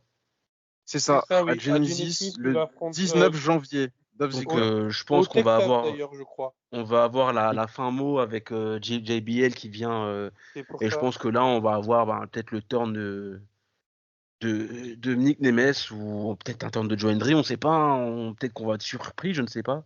Pour moi, tu as soit le turn de Nick Nemes pour garder le titre, où il s'allie avec John Bradshaw Field, Hmm. soit l'inverse, John Bradshaw Field qui se retourne sur Nick Nemeth, Ouais, mais sans être lié à Joe Hendry, juste pour que Joe Hendry ait sa pop de remporter le titre enfin. ouais, voilà, ce serait, voilà. Donc, il peut peut-être nous surprendre, donc on va surveiller ça. Moi, en tout cas, je vais regarder comme il faut. Par contre, en termes de booking, avant de passer au match suivant, ça m'a un peu gêné que Joe Hendry fasse le tomber sur Josh Alexander, qui est ancien champion TNA et qui a gardé le titre assez longtemps quand même. Enfin, pour moi, Joe Hendry, c'est quand même un clown, tu vois. Certes qu'on a crédibilisé ces derniers temps, mais je sais pas pour vous. Moi, s'il avait fait le tomber sur Mike Santana, j'aurais dit OK. Ouais. Enfin, c'est un petit détail. Match suivant, False Count Anywhere match. Donc Masha Slamovic, la championne, contre Tasha Steelz. Avant le début du match, Santino Marella a fait son entrée pour signaler à Alicia Edwards qu'elle est bannie du ringside. J'ai trouvé le petit speech de Santino assez drôle. Qu'est-ce que vous avez pensé de ce match, Fabrice? Une bonne petite brawl un peu de partout dans l'arène, avec des spots assez, pas forcément impressionnants, mais qui avaient l'air de bien faire mal. J'ai notamment le Bulldog, je crois que c'est de Tasha Steelz, sur la rampe d'entrée, où quand elle se relève, tu as l'impression qu'elle s'est détruit le dos. Mais voilà, sinon le match assez bon globalement. Et puis, belle victoire de Masha Slamovic pour conserver son titre. Enfin voilà, match intéressant. Je dois noter un truc qui m'a vraiment gêné, c'est qu'à un moment donné, il y a un bump sur le staff et les mecs ne se sont jamais relevés ensuite jusqu'à la fin du match. C'est honteux. C'est honteux. Non, franchement, En même 2024. temps, Masha Slamovic, elle tape fort. Hein. Non, faut arrêter. Les mecs qui font 2 mètres, des grands blackos comme ça, là, ça se relève pas. Non. Attends. Fabrice, demain, il y a une femme, elle tombe sur toi. Tu marches à l'aéroport, on va dire. Il y a une femme, elle tombe sur toi comme ça, avec une violence. Est-ce que, genre, pendant 30 minutes, t'es au sol, je suis KO, nanana, je peux pas me relever. Non, faut arrêter avec ça. Ça dépend. Jure, c'est ridicule. C'est un ring de catch, oui, je vends ça pendant 30 minutes. Non, mais franchement, non, mais c'est honteux. En plus, les mecs, tu sens qu'ils savent pas trop où se mettre. Donc, tu sais, ils mettent la main devant leur visage. Tu sais, pour vraiment se faire oublier. Mais c'est ridicule, quoi. C'est pas possible. Surtout que Tasha Steelz, elle est toute queuse. Elle a le gabarit à Sasha Banks. Arrêtez de faire les mecs, genre, elle vous a mis KO, quoi. Après, ils ont peut-être pris un coup d'omoplate. C'est peut-être ça aussi qui a fait que. Enfin, bref. Mo, qu'est-ce que tu as pensé de ce match? Non, bah match assez sympa. Manière, moi j'aime beaucoup Masha Slamovic. D'ailleurs, elle a pris le titre à Jordynne Grace lors du dernier, non pas du dernier, l'avant-dernier PLE pay-per-view. Ouais, C'était où? l'avant-dernier, ouais. Ça, et il y a eu C'était la Bound revanche of de Tony Glory. Quent. Voilà. Et donc non, mais match bien sympa, franchement. On va le dire, hein, c'est comme voilà, c'est comme on va dire ça à Liv Morgan. Là, voilà, madame, c'est comme ça qu'on fait du catch quand on est une femme. Non, après bon, c'est pas le match de la soirée, hein, je vais pas se mentir, mais le match était sympa. J'ai bien aimé le bump de fin, le pile driver sur la rampe. Mais non, Masha Slamovic, de manière très solide, et pour moi, elle est très crédible en tant que championne. Donc on va voir la suite pour elle. Mais moi, j'aime bien Masha Slamovic. D'ailleurs, on la voit souvent au Bloodsport et à la Game Changer aussi, on la voit pas mal, je Oui, crois, non? justement, j'allais le dire. Masha Parce que Slamovic, qu'on va voir en Europe en janvier, hmm, vu que le week-end où Game Changer est en France. elle sera à Londres, elle sera au show de Voilà, Londres, c'est ça? elle sera au show à Londres le lendemain. Hmm, Donc peut-être une apparition en France. En tout cas, elle n'est pas annoncée encore en France. hmm. Et vu que les combos photos sont déjà sortis, je pense pas qu'elle se rajoute à la tournée française. Mais ceux qui iront au show de la Game Changer à Londres, vous la verrez. Ouais, donc tu la vois beaucoup. En plus, elle fait beaucoup de catch intergender, elle, spécialisée dans ça. Si je dis pas de bêtises. Je dis pas de bêtises? Non, Non, oui, tu ouais. dis pas de bêtises, oui. Mais non, mais moi j'aime bien Masha Slamovic, donc on va voir ce que la suite pour elle à la TNA. Mais je pense que on va y revenir. Mais Tessa Blanchard, une fois qu'elle sera occupée de Jordynne Grace, je pense qu'elle rivera ses yeux vers Slamovic. Corentin? Moi d'ailleurs je me suis trompé, je disais que c'était le match suivant qui m'avait aussi plu, mais c'est celui avec les Hardy, pardon. Mais celui-là, ouais, très intéressant, franchement, super intéressant. D'ailleurs, ça m'a fait plaisir de voir Santino Marella parce que depuis qu'il était plus à WWE depuis un moment, et ça fait longtemps que je l'avais pas vu, donc je savais vraiment pas du tout qu'il était à la TNA. Donc très sympa le spot où en plus il prend la fille sur ses épaules, etc., pour la faire sortir et tout, bien drôle. Mais ouais, le combat intéressant, sympa, mais après, voilà, sans plus, quoi. Voilà, sympa. Très bien. On va passer au match suivant. Donc, c'est un table stack team match. 2 out of 3 falls, c'est ça? Non, même Mm. pas. C'est juste, en fait, il faut Non, marquer 2 c'est points. par rapport à Il faut marquer. Enfin, voilà, faut passer les deux membres de chaque équipe à travers la table. Ok, d'accord. J'avais pas très bien compris cette nuance. Mais du coup, pendant le match, c'est là que j'ai compris. Bon, j'ai envie de parler d'un truc, mais allez, je vous laisse parler. Fabrice, tiens, on va commencer avec toi. Un match un peu nostalgie, on va dire, de retrouver les Hardy avec des tables autour d'eux. Voilà, on a eu le gros spot de Jeff Hardy à la fin du match. Moi, je trouvais le match vraiment cool.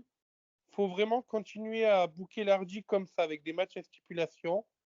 Parce que dès qu'il n'y a plus d'objets autour d'eux, on ronfle un peu. Voilà, on va pas se mentir. Les Hardy sur le ring, sans table ou sans échelle, enfin, voilà, c'est plus les grands Hardy.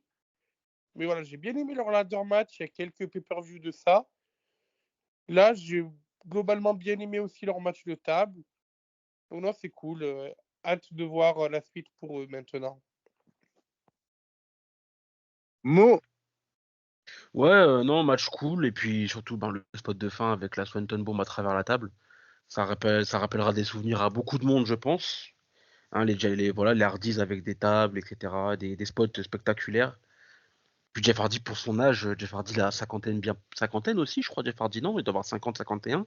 Ouais, il est vieux, ouais. Donc, Déjà. ouais, toujours dans les spots assez bons. On sent que quand même il se ménage un peu plus, mais c'est toujours quand même assez impressionnant. Donc, non, voilà, le match bien sympa. On va parler aussi du fan qui a mis une baffe à AJ Edwards. Ça, Grave. Mm. Ça, c'était au début, je me suis dit, c'est quoi, c'est un work, non, c'est vraiment un fan qui a. Alors, AJ Edwards, il lui a acheté sa canette et le fan a dépassé les limites en lui mettant une baffe. Et d'ailleurs, je me suis Alors, fait avoir parce que du coup, moi, c'est la première image que j'ai vue du PLE, cette image-là, avant même de voir ouais, le moi aussi. show. Et Mm. du coup, j'envoie un message à Mo dans l'après-midi parce que je vois un catcheur qu'on avait rencontré en France qui s'appelle Von Vertigo, qui est canadien, qui a remis une vidéo de lui où il se fait éjecter d'un show de la TNA en réponse à justement ce fan en mettant stupide idiot. Et du coup, j'ai envoyé un message à moi en disant mais attends, c'est quand même pas lui qui s'est fait virer du show de la TNA, j'ai manqué un épisode. Et non, en fait, le clip qu'il avait posté datait d'il y a plusieurs années où il jouait le rôle d'extra, donc là, c'était kayfabe. Par contre, ce qui s'est passé hier, on a l'impression que c'était pas du tout kayfabe, que c'était Non, pas prévu. non. C'était. Ouais. Ah non, ah non, moi je suis pas d'accord. Je suis pas d'accord avec toi, Fabrice. Moi, quand j'ai vu la vidéo, j'ai cru que c'était vraiment joué, tu vois. Et même dans les commentaires au départ, la plupart des gens pensaient que c'était joué. Parce que, tu sais, j'ai vu un Américain dire ouais, regardez l'attitude des arbitres, ça se voit que c'était prévu. Mais en fait, non, pas du tout. Et je tiens à préciser un truc, Mo. En fait, Hmm. il y a un détail, il y a un détail que tu oublies. C'est que le fan dit fuck you à Eddie Edwards. Et ensuite, Eddie Edwards, il tape dans sa main. Donc, il avait un verre, je crois, à la main. Hmm.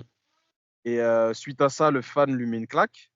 Eddie Edwards lui rend la claque. Et voilà, là, ça part en vrille. Et puis, le fan est éjecté. Ouais. Donc, ouais, non, le fan. Après, tu vois, Eddie Edwards, dans ce match, c'est vrai qu'il était très virulent avec le public. Mais c'est son rôle d'être un C'est son heel et de, rôle. voilà, de jouer avec. Non. Voilà, c'est ça. Mais là, le fan. Après, étant donné que j'avais vu la vidéo avant de mater le pay-per-view, tu sais, je me suis concentré sur ce fan pendant tout le show pour voir s'il avait pas des comportements bizarres. Et en fait, il est nickel pendant tout le show. Tu vois, il fait pas de trucs chelous. Et là, je sais pas ce qui s'est passé. Il a voulu insulter Eddie Edwards. Et il n'a pas accepté le retour de bâton, qu'on jette sa boisson. Enfin bref, c'est une réaction très bizarre quand même. En fait, Après, il est indéfendable, le fan. Là, pour le coup. Non. oui, le fan est indéfendable. Ça, c'est sûr et certain. Après, il faut dire ce qui est. Eddie Edwards, on sait qu'il est loin d'être aimé de la part des fans. Beaucoup de fans de catch, et il y a notamment un YouTuber, Marky G, le surnomme Ouais. Slapnut, qui veut dire littéralement le briseur de couilles. Parce que voilà, à chaque fois qu'il voit Eddie Edwards sur le ring, il trouve ça chiant. Et je sais que c'est le cas de beaucoup de fans de la TNA qui n'aiment pas du tout Eddie Edwards. Mais On est Ok. loin du Eddie Edwards de l'époque d'American bien Wolf, sûr, hein, ça c'est clair. Hein. bien sûr. Après, je dis ça, mais je ne cherche pas du tout à défendre le fan. Hein. Ce qu'a fait le Ouais. fan est totalement indéfendable. Mais tu vois, ça me rappelle une vidéo. Alors, je l'ai vu il y a très longtemps. Il y a un catcheur qui fait un doigt d'honneur à un gamin, mais qui est en bas âge, tu vois. Et le père de famille, il était à côté, c'était aux États-Unis, et il pète un plomb, en fait. Et il commence à se battre avec le catcheur qui a fait ça à son gamin. Et tu vois, là, je comprends, parce que tu peux être un heel, mais de là à faire un doigt d'honneur à un gamin, euh, tu vois, qui a même pas 3 piges, enfin, c'est une vidéo qui va rester à vie, arrête tes conneries, tu vois. Mais là, ouais, non, là, le fan, tu sais, j'ai essayé, je me suis dit, attends, est-ce que. Tu sais, je me suis maté l'extrait 2, 3 fois pour voir s'il y avait peut-être pas un truc que Eddie Edwards avait dit en amont pour énerver le fan, je sais pas du tout. Parce que moi, demain, je suis un show de catch. Il y a un catcheur, il me dit nique ta mère la pute, je suis désolé, ça part en vrille. Hein. Moi, il n'y a pas de kayfabe, tu vois. Il Ah y a, oui. y a pas de il y a pas de kayfabe, je te mets une baffe. Mais après, voilà, moi, je vais jamais me mettre dans une situation pareille parce que le premier rang, c'est pas trop mon délire. Mais j'ai essayé de comprendre, sauf que non, là, il n'y a rien à comprendre, le fan, il est totalement en tort. Ouais. Donc voilà. Corentin, ton avis sur ce match, à mon avis, tu l'as bien aimé, c'est ce que tu avais dit, il me semble, juste avant. Ouais, ben moi, revoir les hardy catchés avec des tables, etc., comme disait Fabrice, ben, en fait, ils sont presque qu'à ça. Les tables, du moment qu'il y a des objets, eh ben, ils sont bons. Quand il n'y a plus d'objets, Ça s'essouffle un peu, j'ai l'impression. Donc là, franchement, ça m'a fait plaisir d'être dans leur terrain de jeu, entre guillemets. Mais ouais, aussi la baffe là aussi, ça m'a bien fait marrer. Et je me suis dit: «Non, là, je viens de voir quoi là? Il a vraiment mis une baffe et tout, c'est vraiment bizarre et tout». Et après, là, je vois la sécurité qui commence à l'embarquer et tout, je me dis: «Bon, ça m'a pas l'air d'être préparé, quand tu fais à moins que il soit vraiment aussi fort que ça pour que ce soit préparé». Mais, ça se voyait qu'en fait, il était un peu surpris. C'était qui, le catcheur qui a pris la baffe déjà? Eddie Edwards. Eddie Eddie Edwards. Edwards. J'ai vu que, quand il a rendu la baffe, après quand il regardait le public, j'avais l'impression qu'il était encore un peu choqué, il savait pas trop comment réagir. Il a lavé la main en mode, il fait n'importe quoi et cetera à me gifler, mais j'avais l'impression que même lui, il était vraiment choqué, donc c'est ça aussi qui m'a dit: «Beh, à mon avis, c'est pas scénarisé, c'est pas possible». Mais ouais, vraiment, le spot aussi, de la rambarde là avec Jeff Hardy, mais qu'est-ce que je me suis régalé, purée. J'avais l'impression d'être encore quand je regardais, les Hardy quand j'étais petit et cetera. Franchement, c'était incroyable, c'était vraiment incroyable. J'étais vraiment content de ce spot là et ça m'a fait plaisir de les voir un peu, dans leur environnement quoi, naturel. Mm. Et c'était vraiment un match nostalgie parce qu'à un moment Ouais. donné, ils ont fait une petite ref à à Team 3D. Va chercher la table. Je sais pas si vous avez Oui. capté. Mm. Donc j'ai trouvé ça cool. Ben, d'ailleurs, il faut noter Euh, quelque chose, c'est que les Hardy avaient déjà affronté Eddie Edwards dans des matchs à stipulation, à l'époque où Eddie Edwards était avec son ancien partenaire Davey Richards, et ils avaient refait en fait la rivalité Hardy, Dudley, Edge et Christian, avec Hardy dans le rôle des Hardy, la Team 3D qui jouait leur rôle du coup de Dudley Boys, et American Wolf, donc Eddie Edwards et Davey Richards, qui remplaçaient Edge et Christian. Ils s'est affronté dans plusieurs matchs à stipulation. J'ai vu des matchs simples, des matchs en table, un TLC, des matchs de l'échelle. Et ça avait été une très belle série de matchs que je vous conseille d'ailleurs. Donc voilà, je pense que ça explique aussi la petite référence aux Dudley Boys. OK, j'irai voir. Très bien. Vite fait, pour reparler de la cantine de la TNA, moi, Eddie Edwards, quand je l'ai connu, il était beaucoup plus mince que ça. On est d'accord. Là, il a pris du poids. Hein, c'est un bœuf maintenant.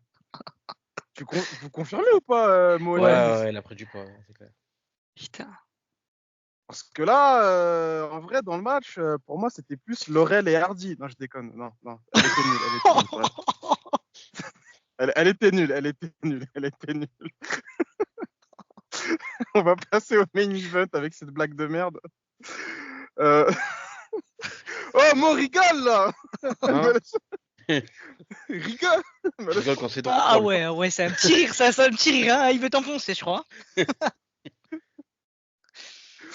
Bon, le main event, Nick Nemeth contre AJ Francis, accompagné de Casey Navarro. On parle pas de l'inspecteur. Fabrice. Oh. Alors, vous n'allez pas me croire. Il y a eu un bon match de Edgy Francis. Non, non, vraiment, c'est incroyable. Je ne pensais pas dire ça un jour dans ma vie. Il y a eu un bon match d'Edgy Francis. Nick Nemeth est arrivé à faire en sorte qu'Edgy Francis ponde un match digne d'un main event de TNA. C'est fou. Je ne pensais pas dire ça un jour. Voilà, le match était intéressant. Nick Nemeth a gagné. Voilà, après, bon, on sait vers où on va se diriger maintenant. Du coup, Nick Nemeth contre Joe Hendry, nouveau chapitre. Mais le match était globalement très cool. Voilà, un bon main event pour finir le show, globalement. Moi, j'ai eu peur. Hein. Quand ils ont annoncé le main event, AJ Francis, bah, tout le monde se rappelle du botch qu'il a fait à SmackDown. Tu sais, ça le suit encore, ça. Hein. Flop dollar. Ouais, Flop Dollar, exactement. Et dans toutes les promos, AJ Francis, il en fait des caisses. Ouais, je vais prendre le titre. T'y crois pas une seule seconde quand il le dit. Et en début de match, quand l'annonceuse, qui est d'ailleurs une charmante femme, annonce les noms, tu vois Top Dollar qui fait une tête en mode je suis vénère, c'est mon match. Et là, je me dis, putain, t'en fais des caisses, mec. Tu sais, c'était un peu. Ça faisait parodie de catch. J'avais pas l'impression qu'il était sérieux à ce moment-là. Et je me suis dit, oula, le match, il va être éclaté au sol, déjà de base. Et en fait, ouais, t'as raison, Fabrice, moi, je te rejoins. Hein. AJ Francis, il a fait un très bon match. Après, est-ce que c'est du calibre main event? Je suis pas sûr. Mais Calibre il a main envoyé event la sauce. chaîné. Calibre main event chaîné. Je veux dire que je t'attends pas un 5-star, mais ça construit. Voilà, c'est le genre de match. On m'aurait mis quelqu'un d'autre à la place d'Edge Francis, et c'était le genre de match que j'attendais en fait. Ouais. Mo, Non, bah, un match qui se regarde, franchement. Après, c'est pas un match qui m'a vraiment bluffé ou quoi que ce soit. Mais oui, après, AJ Francis était au-dessus de ce qu'il fait d'habitude, lui, ça c'est clair. Mais non, ça se regarde. Après, bon, voilà, résultat logique, victoire de Nick Nemeth, qui se dirige tout droit vers Joe Hendry. D'ailleurs, je crois que Joe Hendry, à la fin, il vient confronter Nick Nemeth, non? Alors il vient faire le save, et ensuite les deux se confrontent, oui. Voilà, après, voilà, et puis j'ai pas grand-chose à dire sur ce match non plus, quoi. ouais, ça t'a pas fait trop kiffer, j'ai l'impression quand même. Ouais, voilà, quoi. Comme ma blague de tout à l'heure. Corentin, Voilà. Alors moi, ça m'a fait plaisir de revoir Nick Met, anciennement Dolph Ziggler à la WWE. Mais après, je rejoins un mot. Le match m'a pas non plus transcendé. J'ai trouvé sympa, voilà. Enfin, sans plus quoi. Franchement, j'ai vraiment rien à redire de plus, quoi. Vraiment rien. Pour pas te mentir, Roche, je joue à Cyberpunk en même temps que je regarde les matchs. Ah, encore une fois, purée, c'est pas possible. non, mais on va passer pour des faux fans de catch là, à jouer à la console. Non, là, moi j'étais concentré. Non, mais Moi, j'étais vraiment concentré. concentré. Tout le J'ai show, regardé. j'étais Après, je vais pas te concentré. mentir. Tout le show, j'étais concentré, mais après, ce match-là, j'arrivais pas. J'ai pas réussi. Ça arrive. Après, je vais pas te mentir, tu vois, TNF, j'ai maté 1 heure et j'étais tellement KO technique que je me suis endormi. Et quand je me suis levé, j'ai rattrapé les 2 heures restantes. Et ensuite, il était 2 heures du matin et puis j'ai pu enchaîner en live avec Saturday Night Main Event. Après, on en parlait avec Voilà, Corentin, voilà. le format de TNA, donc un format de 3 heures, où tous les matchs s'enchaînent, ben, c'est quand même assez épuisant.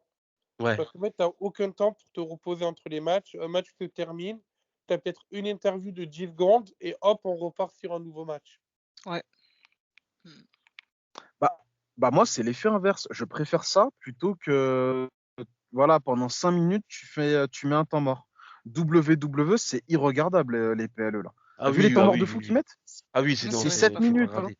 Je peux pas regarder depuis, C'est- vraiment, c'est. Non, oui, non, bien sûr. C'est Après, je sept- pense qu'on pourrait trouver un compromis entre les deux. C'est-à-dire avoir une petite pause entre chaque match, pas trop grande.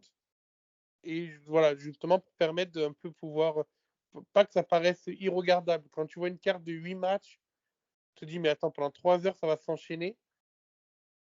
Après, bon, chaque fédération a son format. Après, oui, je suis d'accord, c'est beaucoup plus regardable que les 30 minutes de pause de la WWE. Totalement. Corentin, qu'est-ce que tu as pensé de la TNA? Est-ce que ça te donne envie de regarder à nouveau? Bon, je sais que tu vas sortir une phrase bateau du style ah ouais, pourquoi pas, je regarderai, alors que tu vas jamais regarder. Je veux une réponse sincère, Corentin. Alors, réponse sincère, les weekly, à mon avis, je les regarderai pas. Sincèrement, les weekly, je les regarderai pas. Si je vois qu'il y a une bonne carte avec des noms qui me parlent, parce que je suivrai de loin, je suivrai quand même de loin, je vais essayer de suivre la TNA de loin, pas les weekly, mais genre les news, quoi. Et la suite des histoires, quoi. Mais c'est peut-être ouais, un PLE par-ci par-là qui me plaît, avec des noms qui me parlent. Les Hardy, s'il y a les Hardy, Nick Met, Joe Hendry, pardon. Tout ça, peut-être que je regarderai. Mais après, sinon, je pense pas que je vais être assidu. C'est vraiment plus là, je me penserais plus vers la AEW pour être assidu à des weekly, par exemple. Si je devais regarder autre chose que la WWE. Très bien. Là, je crois que tu es en train de faire sourire un des habitués du podcast qui nous écoute probablement. Je parle bien évidemment de Kevin. Pour conclure ce podcast, moi j'ai envie de te poser une question, Corentin. Comment tu vois la Road to WrestleMania 2025? Qu'est-ce que tu attends au niveau de John Cena, Roman Reigns, tout ce qui est autour de la Bloodline? Notamment d'ailleurs, Roman Reigns a annoncé qu'il va affronter Solo Sikoa pour Loulou Fala. Je sais pas comment on prononce. Lula Fala. Je sais que moi, toi, t'es. Ouais, voilà. Bref, le collier, voilà, pour le collier d'immunité, je vais s'affronter là-dessus. Comment tu vois la Road to WrestleMania 2025? Et qu'est-ce que tu veux, toi, de ton côté? Waouh, c'est une grosse question ça. Tu me prends un peu au dépourvu. Ouais, Franchement, c'était pas prévu, je suis désolé. non mais c'est pas grave, c'est pas grave. Franchement, moi je vois, j'aimerais déjà un Roman Reigns The Rock à WrestleMania. Franchement, c'est ce que je souhaiterais. Voir ça, ça serait Ah, vraiment historique. Voir ça. Et pour ce qui est déjà aussi de John Cena en vrai, pas lui mettre un titre entre les mains ni rien, mais faire un match historique. Enfin, je sais pas comment contre qui, mais faire un match, je sais pas. Franchement, un truc, je sais pas qui a comme ancien, mais un match un peu nostalgique, mais avec peut-être Randy Orton. Pourquoi pas Randy Orton? Mais qui ait une bonne histoire derrière. Qui se battent vraiment pour, pas pour faire un match, nostalgique quoi. Vraiment un truc où il y a une belle histoire qui est derrière et puis, voilà. Et après, pour les autres matchs, franchement, je sais pas, là, j'entends vu les weekly, vu les PLE et cetera, j'attends vraiment rien. Moi, j'espère qu'ils vont pas nous laisser, Cody Rhodes avec le titre, indéfiniment aussi. Faudrait bien que ça change parce facile. que bon, j'aime bien en soi, j'aime bien Cody Rhodes, j'aime bien la gimmick, il est cool, franchement, c'est un bon face pour la WWE, mais au bout d'un moment, faut changer quoi, il faut du nouveau. Là, franchement, c'est bien de faire des histoires longues, mais là, il faut vraiment du renouveau à la WWE, il faut vraiment que ça change quoi. Là, ils avaient fait un truc avec Motor City Machine Gun là, il leur avait Mm. donné les titres. Je trouvais ça super cool. Vraiment super cool. Je les connaissais pas et j'ai de suite accroché. Et là, qu'il les refile les titres à DIY pour le heel turn de. Comment il s'appelle déjà Pas Tommaso Ciampa, c'est l'autre. Gargano. Tommaso Gargano. Gargano. Ciampa Gargano, oui. Gargano. Eh ben, franchement, j'ai trouvé ça pas cool. Franchement, j'ai trouvé ça vraiment nul. Franchement, j'aurais laissé plus longtemps les moteurs City Machine Gun avec le titre. Et puis, non, franchement, les histoires sont vraiment pas terribles. Donc, je me laisse porter pour WrestleMania et j'espère que ça sera bien. Et j'espère que aussi ça va se clôturer à WrestleMania. Et moi qui vais, comme je parlais avec Mo et Fabrice, qui vais à New York voir le SummerSlam, j'espère qu'aussi là, on aura du nouveau, des bonnes choses, vu que en plus cette année c'est sur deux jours, deux soirs. Donc j'espère que ça va pas s'essouffler parce que c'est ça qui me fait peur. Qui est sur 2 soirs un SummerSlam. Qu'est-ce qu'ils vont nous faire en termes de story, de tout ça? J'ai peur. Voilà, Après, voilà. pour remplir le grand stade Alors, de New de- York, à mon avis, tu aurais une belle carte. J'espère. alors, vite fait, je vais revenir sur deux trucs que tu as dit. En fait, ça m'a donné une idée pour John Cena. Pourquoi pas le retour de Kurt Angle pour son vrai match de retraite? Parce que là, Ouais. Baron Corbin a été viré. Donc, en fait, il a dégagé Kurt Angle un peu pour rien, j'ai l'impression. On a tous oublié ça, entre guillemets, dans le palmarès de Baron Corbin. Tu vois, Kurt Angle, qui affronte pour son vrai dernier match John Cena, lui qui l'avait affronté pour le vrai premier match de John Cena dans le main roster, ça aurait du sens, ça serait excellent en 2025. Je sais pas ce que Mhm. vous en pensez, Ouais. Fabrice et Mo, de cette Alors, idée. ça aurait du sens dans les storylines. Maintenant, moi, c'est l'état physique de Kurt Angle qui m'inquiète. Ouais. Je crois qu'il peut plus catcher maintenant. Après, c'est vrai que au niveau du clin d'œil par rapport au début de Cena, ça ferait un très beau parallèle. Ouais.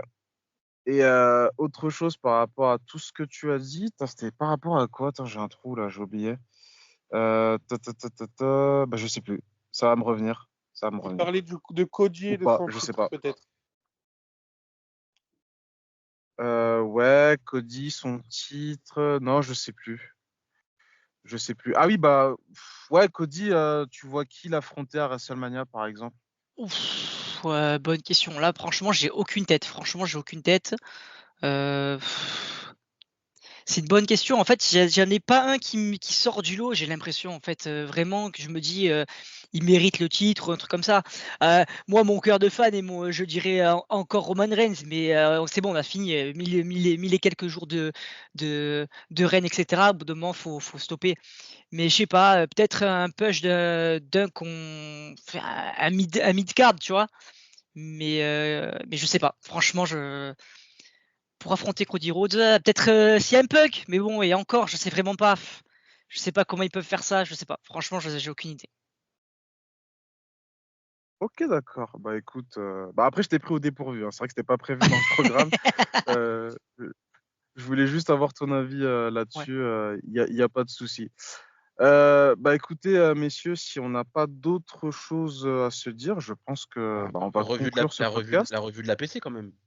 Ah oui, j'ai oublié la PC. Vas-y, fais-nous ta petite review de la PC. D'ailleurs, tu étais avec le groupe OLC en Ouais, ringside. ouais, ouais, en Donc, ringside, ouais, qui mettent l'ambiance comme jamais, comme toujours, hein. donc voilà, donc t'as fait des chorégraphies. Tu vas nous expliquer tout ça. Allez. Qu'est-ce qui se passe? Non, mais non, bah, pour revenir au show de la PC, ben, c'était un show bien sympa. Je voulais faire la carte. Allez. Euh, ben, du coup, dans l'opener, on avait Suplex République, du coup, JGU, Zagreti et Kumabolat qui ont battu les Nukes, Céline, Ravage et Cosmic Ben. D'ailleurs, on commence à avoir des frictions entre Cosmic Ben et Ravage, donc on va voir au prochain show sur quoi ça a mené. D'ailleurs, faut noter que les Nukes qui à chaque entrée en fait viennent rendre hommage un peu à un clan de catcheurs de l'époque. Ils l'ont fait avec la DX, ils l'ont fait avec, je crois, ils l'ont fait avec la corporation. Là, cette fois-ci, ils sont venus en mode The Shield, voilà, avec les tenues, les tenues en mode un peu armé et tout. Enfin, tu sais, les tenues du Shield, quoi, en mode GIGN, là, t'as vu des gilets pare-balles et tout, tu vois, Ah ouais. tenues comme ça. Hmm. Et prochain show, ils refont ce match-là, mais en match hardcore. Ce sera un match hardcore. Donc du coup, il y aura des objets. Je pense que ça va saigner. Je pense que le match va être sympa. Match suivant, on a eu un triple threat entre Erin Ordo, Griff et Josh T pour le titre APC Evolution. Et du coup, à la grande surprise, c'est Erin Ordo qui a gagné le match et le titre, du coup. Très bon match, Mhm. franchement, un des matchs de la soirée. Très très bon match.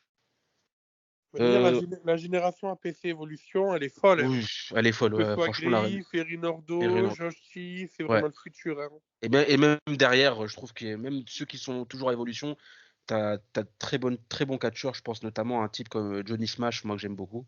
Exactement, l'empereur aussi. Ouais, exactement. Ensuite, on a eu Thiago qui est venu pour Euh, une promo sur le ring et qui s'est fait interrompre. Attends, vite fait. Pour le Hmm. titre Evolution, t'as dit c'est qui enfin, c'est Erin Nordo qui a pris le Erin titre. Ordo, ouais, il a gagné le titre. Il l'a pris à Josh T, c'est ça? Il l'a pris à Josh T, ouais. Donc là, si je me trompe pas, c'est pas deux des trois fondateurs de la marque Idolâtrie. Si, C'est deux Si, potes en fait. si, c'est deux points, mais ouais. la marque Ok. idolâtrie n'est pas. N'est jamais évoquée à C'est APC. jamais, c'est pas évoqué à APC, c'est ailleurs, ils Ok. sont Ça fait à pas, trois. ok. Ça En fait pas fait, partie du lore APC en fait. exactement, exactement. En fait, Ok. je crois qu'à la WWE, ils sont en mode idolâtrie. Partout, tu peux les trouver en mode idolâtrie. Mais à la PC, c'est comme si ça n'existait pas, tu vois. Tu vois que dans le ring, Ok. il essaie de raconter un truc autour de ça, mais quoi qu'il arrive, Josh T, de manière, c'est un favori du public à la PC, alors qu'Erin Ordo, c'est un heel à la PC. Après, tu vois que les fans Ok. se Ouais, joignent quand même à idolâtrie parce que dès que les trois membres d'idolâtrie sont sur le ring, il y a des chants pour eux. c'est ça. Ensuite, on a Thiago qui vient sur le ring pour une promo et qui se fait interrompre via satellite entre guillemets par Sturi, du coup Sturi qui est sur l'écran qui a fait une vidéo pour Thiago et qui dit que bah, en gros vu que Sturi a volé la ceinture de Thiago, il y a une petite rivalité entre les deux et également on a Nate Prince qui est un des sbires de Thiago qui est entre guillemets le fils de Sturi. Non, c'est son vrai fils. Oui, voilà, Il y a merci eu des petites Fabrice. histoires il y a quelques années dans le sud de la France, mais Et du d'après coup le test de paternité, son vrai fils. Et du coup, Thiago qui est vraiment pas content de ça et qui se gêne pas pour un peu malmener Nate Prince à ce niveau-là. Et du coup, est-ce qu'on n'aurait pas un face de Nate Prince dans les shows à venir? Pourtant que lui qui était un sacré gros heel, c'était vraiment la tête à claque à un moment à la PC, mais là il commence vraiment à avoir les faveurs du public, je trouve. Et du coup, Sturi a annoncé un adversaire surprise à Thiago pour ce match-là, et c'était Eddie Karawi. Alors Eddie Karawi, c'est un catcheur, je crois, français de base, mais qui catch beaucoup au Mexique. Tu as beaucoup croisé au Mexique. Et du coup, qui est venu, c'est vraiment un ancien de la PC, par contre, Eddie Karawi, hein. C'est un mec que tu pouvais voir à la PC, je te parle de ça, les années 2009-2010, quoi, ces époques-là, quoi. Et qui a un style Ah ouais. très shoot style, en fait. Shoot style, mais un peu de Voilà. lucha libre. Voilà, tu vois, il a été entraîné par Antonio Inoki, je crois, si je dis pas de bêtises. Et il est allé s'entraîner avec Inoki. Mais non. Et avec Inoki, ouais, il s'est entraîné avec Inoki, donc vraiment, tu vois, un gros background quand même. Donc victoire de Thiago, tu vois, grâce à ses sbires. Hein. Ensuite, on a le match de la soirée pour moi. Le match de la soirée pour moi, on a Kuro qui affrontait LG Clery. Donc du coup, voilà, hein, je peux vous présenter, on vous présente plus Kuro et on vous présente plus non plus ses capacités sur le ring. Franchement, le match était incroyable du début à la fin. D'ailleurs, pour ceux qui m'ont sur TikTok, j'ai fait un petit edit de ce match-là, si vous voulez voir un peu qu'est-ce que ça a donné. Mais non, le match était très très bon. Très très très très bon même. Que dire de plus toi, Fabrice, qui était pas là, ben, t'as raté, mais je pense que tu sais très bien que ça devait être un match de fou. Ah, mais pour moi, je m'attendais vraiment à un banger entre les deux. Puis on sait que voilà, Kuro, en ce moment, il a une mission, c'est de faire des bangers de partout. Il Pour à avait la bien fait fin, avec Yolando. exactement, et je pense que d'ici quelque chose, je sais pas si ça sera à la PC, mais on aura enfin notre Michael Oku contre Kuro, je pense. Vu que Kuro le titille pas mal sur le réseau aussi. Donc, je pense qu'on l'aura un moment, je sais pas si ce sera à la PC ou au Royaume-Uni, ça on verra bien. Et moi, j'ai une question. C'est est-ce que Kevin a enfin fait la paix avec LG Kiri ou pas? Kevin n'était pas là. Oh, mince. Parce que on Eh, sait que la dernière fois j'étais qu'LG est venu, Kevin, Kevin l'avait pas trop bien reçu. j'étais tout seul à la PC cette fois-ci, hein. C'est pour ça que j'étais au premier rang, hein. Enfin, grâce au gars de l'OSC, il y avait une place de disponible, j'ai pu aller, mais sinon j'étais solo, hein. Marvin était au deuxième rang, donc j'étais tout seul pour ce show-là. Ensuite, bah, on a eu une petite pause de 15 minutes et on a enchaîné avec le match de championnat de la PC. Alors, on avait Joseph Fenech Jr. qui devait affronter Salem, mais Salem était blessé, il a des côtes brisées, je crois. Et il a trouvé un remplaçant pour affronter Joseph Fenech, et c'était Omari, catcheur anglais que tu vas souvent croiser du côté de la OTT, je crois, mais qui lui est anglais de base. Il m'avait bien fait remarquer au week-end de All-In, parce que j'ai cru qu'il était irlandais, mais il m'a dit non, non, je suis anglais. Du coup, franchement, un match bien sympa. Ça a bien Omari C'est un très très bon ami de toute la nouvelle génération de catcheurs français. Exactement. Que ce soit les Kuro, même les mecs d'idolâtrie et tout ça. Exactement. Ils sont très potes avec Omari et sa bande. Exactement. C'est plaisir de le voir en France. Exactement. Et du coup, ben, j'espère qu'il reviendra parce qu'il nous a fait un très beau match. Il a failli gagner. Mais l'arbitre, il n'a pas maîtrisé son catch cette fois-ci. Moi, on l'a dit, il a vraiment pas maîtrisé son catch, l'arbitre. Parce qu'Omari, sans faire exprès, il y a eu un ref bump, du coup, sans faire exprès. Et il a réussi à caler son finisher sur Joseph Fenech Jr. Et l'arbitre qui vient pour faire le tomber, il a dit ah, non, non, non, tu m'as tapé, ceci, cela. Donc il y a eu un gros problème. Et du coup, il a pas fait le tomber du tout. Et quand il a fait le tomber, bah, Joseph Fenech Jr. s'était remis. Et du coup, ben, Joseph Fenech Jr. il a réussi à enchaîner avec son finisher. Mais l'arbitre n'a pas maîtrisé son catch. Hein. On n'est Tu pas vas content, donc monsieur dire que l'arbitre. Hein. Alex n'a pas maîtrisé son catch pour Ah non, mais l'instant. cette fois-ci, tout le show, il a maîtrisé son catch. Mais là, je trouve qu'il n'a pas maîtrisé. Pourtant, il maîtrise d'habitude. Alors là, Alex, attention, prochain Et- show, Donc, Alex, on va être. il s'est mangé des champs arbitre de merde. Voilà, bon, c'est des champs de catch. On sait très bien qu'il maîtrise son catch, hein, pas qu'il prenne mal. Mais voilà. Ensuite, on a eu le match pour les championnats par équipe de la PC. Du coup, les enfants terribles, Gustave Lebrun et Georges Balzac contre la Top Dogs Family. Meka, qu'on salue au passage, et Ricky Sosa, le prodige Ricky belge. Sosa qui en souhaite un joyeux anniversaire. C'était Ouais, hier. 20 ans, 20 ans. Et quand tu vois son niveau à 20 ans, tu te dis que l'avenir est radieux pour lui. Attends, il a 20 ans? Ricky Sosa vient de faire 20 ans hier. Putain, mais les gars, ils mangent quoi là? C'est quoi leur alimentation là? Ah, je sais pas, mais en tout Non, cas. mais non, mais attends. Même A-Buck, je me suis rendu compte que j'étais plus âgé que lui. Meka, je suis plus âgé que lui. Moi, je pensais que c'était des gars, ils étaient plus âgés que moi, tu vois. Mais non, pas du tout. Eh, les gars, vous mangez quoi là? C'est quoi c'est quoi le gameplay? C'est quoi le ça va à la gameplay? salle, voilà, tu vois, hein, c'est ça, je sais pas. Hein. Mais non, mais Dang. surtout Ricky Sosa, quand tu dis de 20 ans, tu vois le mec, il est là, tu vois, et puis il a une marge de progrès. J'ai vu Joseph Fenech qui avait fait une story hier qui avait dit quand il voit la marge de progression qu'a Ricky Sosa, il a tout pour être le visage du catch belge et un gros nom du catch européen. Mais très bon match, excellent match. De manière, les enfants terribles, voilà, c'était toujours très bon sur le ring. Top Dogs Family, pareil. Alors, on a eu Mecha qui nous a gratifié d'un Huracan Rana. Voilà, il s'est. Lucha Mecha, voilà. Et puis, après, Ricky Sosa, voilà, ses spots sur le ring. Quand il saute quand il saute pour du ring à la troisième corde directement.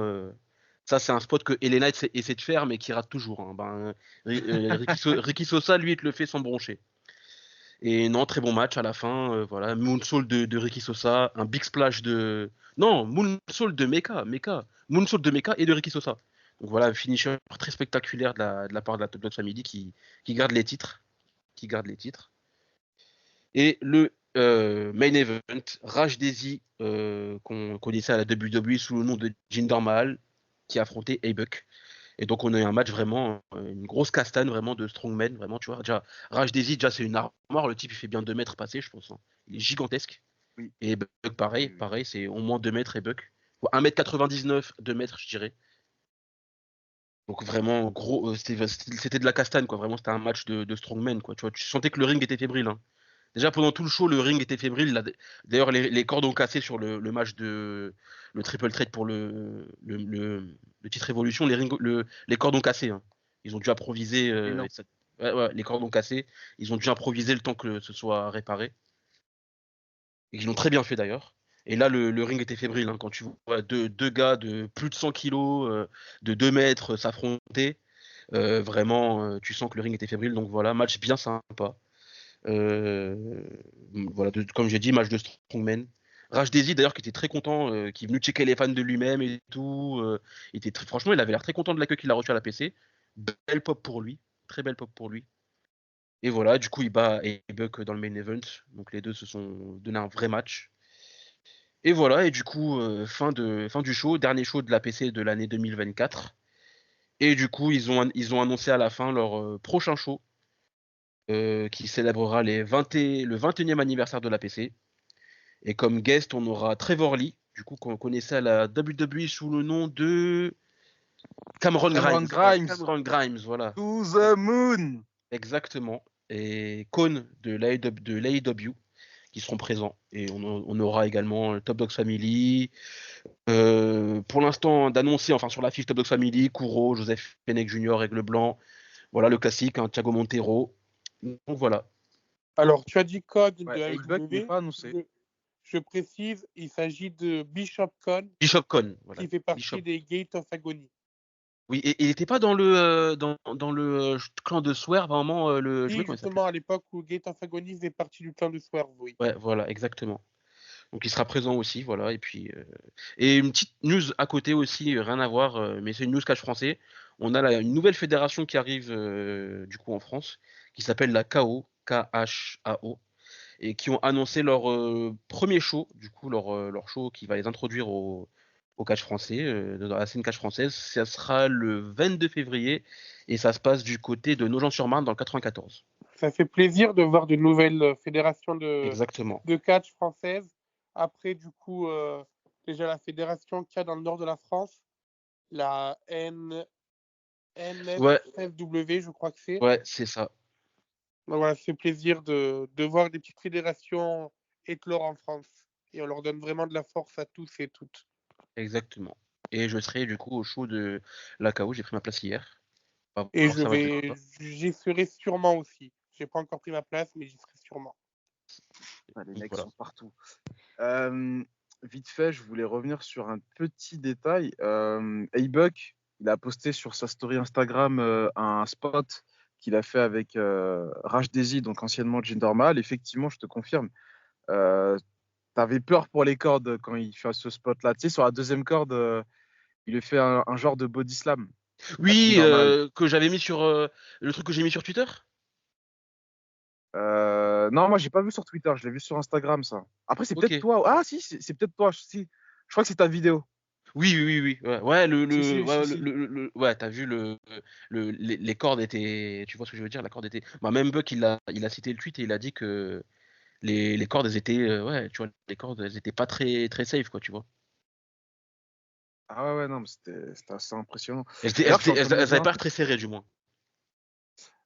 Ouais, pas très tendu, ça c'est vrai. Mais Exactement. déjà, le match que j'avais vu à l'époque, iBug contre, mince, j'ai oublié son nom, Christianium, c'est ça? Cristiano, le surréaliste, ouais. Ouais, bah déjà, tu vois, ce match-là, tu sentais que ouais, le ring, parce que tu vois, quand Buck il y va vraiment à fond. Ouais. Et tu vois toute la puissance et t'as l'impression que le ring, ouais, il va se péter en deux. Ouais. Donc, du coup, ouais. À noter que le prochain show APC, il y a une grande partie du Tag Team Crew qui sera présent ce week-end-là. Je vous confirme que Clément a pris sa place. Il y a des mecs comme Naïm, Mehdi, Kevin, Mo, toujours là. Fabrice, j'imagine que tu seras là.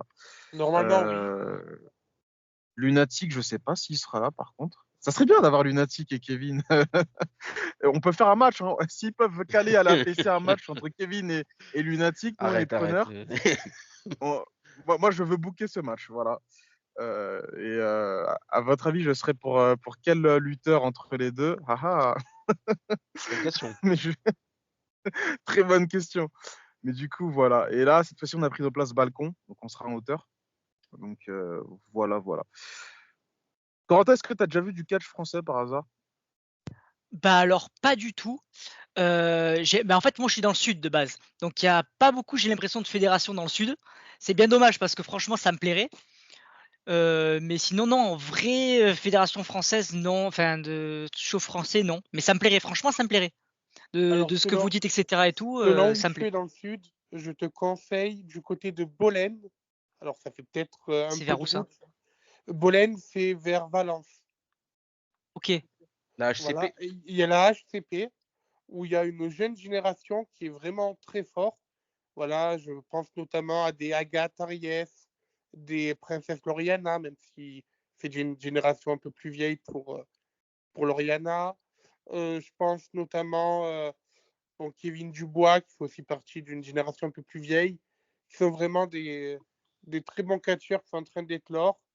Donc voilà, je te le conseille d'accord. fortement si jamais un jour tu passes par là.